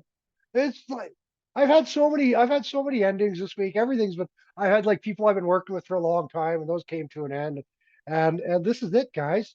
Um, it's been really wonderful spending. Geez, what it's been like 6 months we've spent together now, or 8 months. Yeah. This is like March or something, or April. It's crazy. Yeah. So yeah, it's been really, really wonderful doing this with you. And I can't believe you guys are still here. Because this is like blah blah Thank you blah blah so blah. much. I love it. I just love it. And I'm waiting for your next one. Well, you can see I'm Thank you taking a so much, Mike. yeah, I get to take a break now until January. I think I scheduled January 20th. If you look at January 20th, a wonderful day for starting some dark path kind of course like Rahu's going to be. Now, it's funny, I use that. I'm like, oh, the dark path course. This is going to be a really hard course. And I say all these things about the Rahu Ketu course that's coming up, and it's true, right? Like it's like this course that we finished. We've it's a beautiful healing opportunity because it takes us through the whole cycle, right? We've gone through that whole cycle. We've lived a lifetime in the last 6 or 8 months, guys. Um, and Katrina, she's got a catching up to do, but she's also going to get to live the whole lifetime. But that's what we've done. We've gone through the whole cycle and really explored every little detail and part about ourselves. And it's almost like we've had a lifetime in the last 6 months or 8 months. And so really special. I'm sure we've all changed incredible amount in that time. Um, and so it's like I was healing just through work. gonna say thank you so much because I notice it in the little things, language, of course. Like my notes from the beginning to now, it's like layers, like what I write is different. Like in Ashwini, I was just doing like the details, like lawyer, Mm, banker, like in the positions yeah. just to remember. And now here I'm like the depths of symbol, like totally archetypal. I'm like, okay. So I have like the whole journey of myself and reading charts and understanding my own chart and rectifying. And it really has helped. And you don't know how much. It's like in you, it's not something that we've later gone home and maybe studied it. Just like listening to you has helped. So I'm glad you did it. Yeah. And thank you so much. I'm at least very Yeah. grateful. And I hope, Katrina, you enjoy it now. Yeah, it's been really really exciting that way. Really fun to go through all of this. And well, I noticed I was thinking that about my own journey through it. The beginning I was very here's the facts and the things I was even studying and going into were very different than at the end. Now I became a Christian at the end of this, guys. I don't know how that happened, right? Like, Jesus, how did that happen? Um, and so it's just really a really incredible journey. Maybe I should just open this and let Emmett, if you've got a little bit to say about it all. Um, yeah, sure.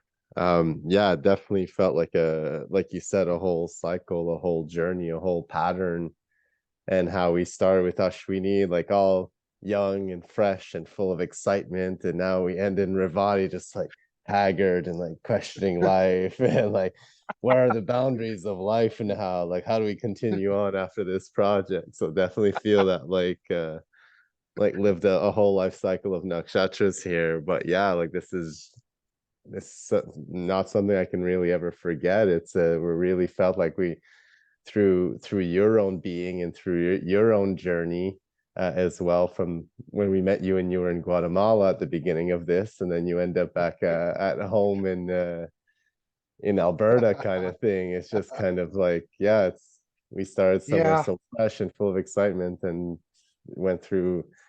I don't know how it related with your clients and whatnot, or the people you met in your lives, but now it's kind of like as we went along the nakshatras, that they revealed themselves in person through my own real life experience. And now in this Yeah. Revati stage, as I got snow today as an example, it's just like, it's kind of crazy to have snow now. Kind of doesn't make sense after the last 9 months or 6 months or whatever we did. So yeah, to end with Revati, to end into like that, in that dream of where like, oh well, everything we've done doesn't really matter at all, but you still feel exhausted from it and have no idea what you're gonna do with it, kind of thing. So it's definitely been yeah, hand in hand the whole way, Mike. The whole way, Yeah. man. Oh, it's been Yeah. such a pleasure to walk with you guys. Really Yeah. pleasure to walk with you guys. Um, Katrina, you're just new here. You haven't been through the whole cycle, but let's hear what you have to say. You're starting where we're leaving off now. It's how does that feel for you? Where do you see it going? I've already absorbing quite a bit from it. It's very interesting just seeing the little pieces of it kind of come out in reading it. I'm finding just sort of learning about them, and my brain will kind of automatically pick up like people that I've worked with already and say, oh, that's familiar, but I haven't necessarily looked at their chart, and just kind of be able to like talk with them and do that after, and to kind of be able to puzzle these things together a little bit easier has been Yeah. really helpful. But it's been even just in the few that I've watched in full, because I bounce around a bit. So after a couple times of doing that, I'm deciding to just pick one and stick with it fully until I can absorb it.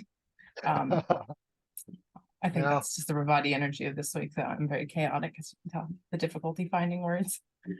But I think just finding the ways to put it into play, but I think that's also in the sense that Ashwini kind of coming up. So it's kind of giving me a good start to just kind of loop back into that, and then hopefully be completed by the time the Rahu course comes out. A bit of better understanding.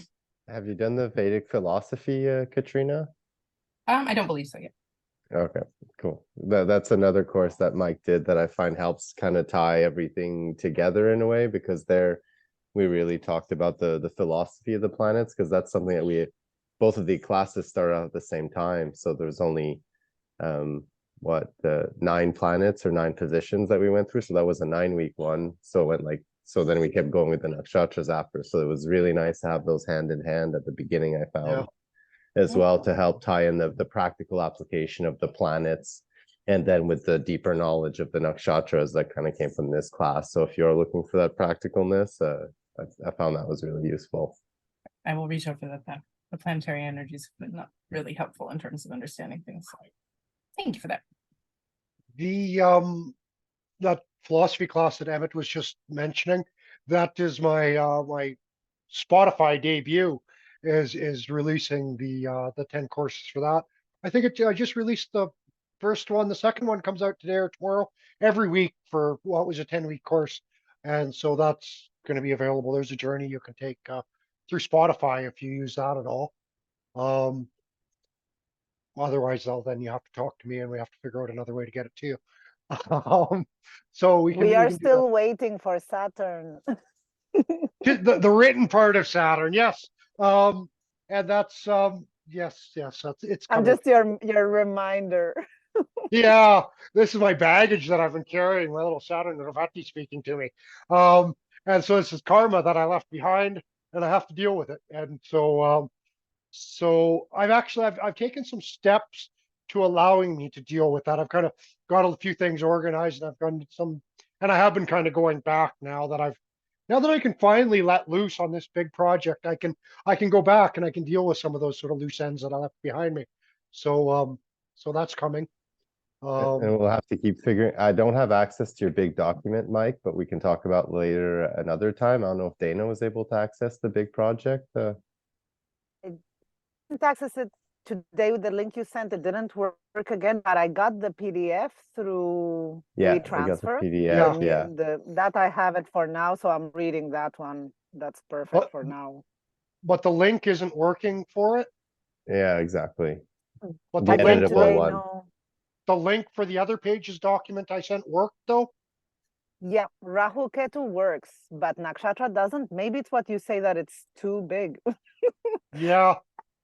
Yeah, this is, I even, yeah, I was like, oh, I'll make it, I'll publish it as a PDF ebook. And I went on there and it was like, no, that's not gonna happen. Yeah, and I asked because I know for me, I know how where Dana feels, but you know, I'd be happy to kind of go through it and correct like punctuation errors or names and stuff like that. Just a quick edit, like not change any of the content, but just kind of start hacking away at it. So yeah, Yeah. that's why I keep pushing the agenda, I guess would be the intent is to kind Well, of help with that well, side of things. well, you will notice the new edition that I sent out to you, it's not nearly as god awful as the first one was. Um, My, that's like it's like a half cooked burger versus now it's like 3/4 cooked, you know, kind of, maybe I don't know. yeah, Yeah, but yeah, it yeah, is. exactly. It's so a lot of the really bad things were been fixed now that way. But yeah, I'll try something else. That means it's going to mean is you're going to get some random, odd, pointless, meaningless messages from me as we try to figure this out. And so I'll just do that. I'll just jump in there and annoy you guys for a week or two with some pointless links that aren't going to do anything, but maybe they will. So you'll open it. So we'll leave it at that. Um, I want to mention too, I'm offering a few these weekend astrology intensives sort of thing. I'm really trying to keep the price down and keep them quite inexpensive that way. I did yeah, Dana, you are part of that big Parashara course, another big long 6-month course. And so now what I'm gonna try to do is pare that down to weekend intensives and suggest people take like 2 or 3 or even, take multiple intensives. And so I'm trying to make them very, very cheap for people and just going over the basics over and over again. And I've got it kind of worked out in a way so we can do some nice workshop type stuff where people get to read other charts as well. So some neat stuff I've got coming up, even for people that know astrology or that kind of thing. Lots of people are always like, when are you giving a class? When are you giving a class? And those are the people that never show up when I offer classes. So, uh, but I thought I made a schedule for the whole year now, and everybody knows what I'm doing for the year. And so, yeah, let's have some fun. Well, I guess that's it, and it's over, and we're It, done. it's on your But website, Mike, the yeah, it's all on schedule. my website. I did made some big changes to my website this past week as well. Nice schedule. I almost look like a professional. Um, this is the first time I've ever kind of looked like a professional in Vedic astrology. What we're trying to become a marketable. Anyways, I need to make a living, and so I'm trying to do that. It does look Um, very good. I went in and I saw it, and I will send it around to everyone that asks me all the time, with who did you study? And I always say, so I'll send your information. wonderful, wonderful. And then I'll do what I do. I'll send them to Sanjay. Um, because then they ask me, where did you study? I'm like, well, go see Sanjay. Um, it's funny because he doesn't want to be a guru, and then I keep sending people to him, and so he has to be. He has to be. He's the reluctant guru as my guru. He never wanted to be my guru. I just kept asking questions. He had to answer them because it was his duty. And now I send people, then he has to be their guru because it's his duty. So that's where I get my guru-ness from. Um, you send them to me, I'll send them to him. Um, we'll get him to send them back to you maybe in the end. Careful, because if you want to be a really busy astrologer, I can send people to you if you would like. So that's something you want. The problem is you'll get all the people I don't want to deal with. So yeah, the ones I'm tired of dealing with, or I can't deal with, or I'm sick of dealing with, or I just don't know how to deal with them. I'll send them to you. Good. I see the nodding. She's going to solve half my problems in my life. Thank you. I So like a challenge. I like a challenge. Thank you. yeah, I do too until I don't anymore. So we'll do that. We'll start spreading the love a little bit. And I thank you guys very much. It was very, very special for me. I love that I know you. Um, Mahadev, Om Namah Shivaya. Should I?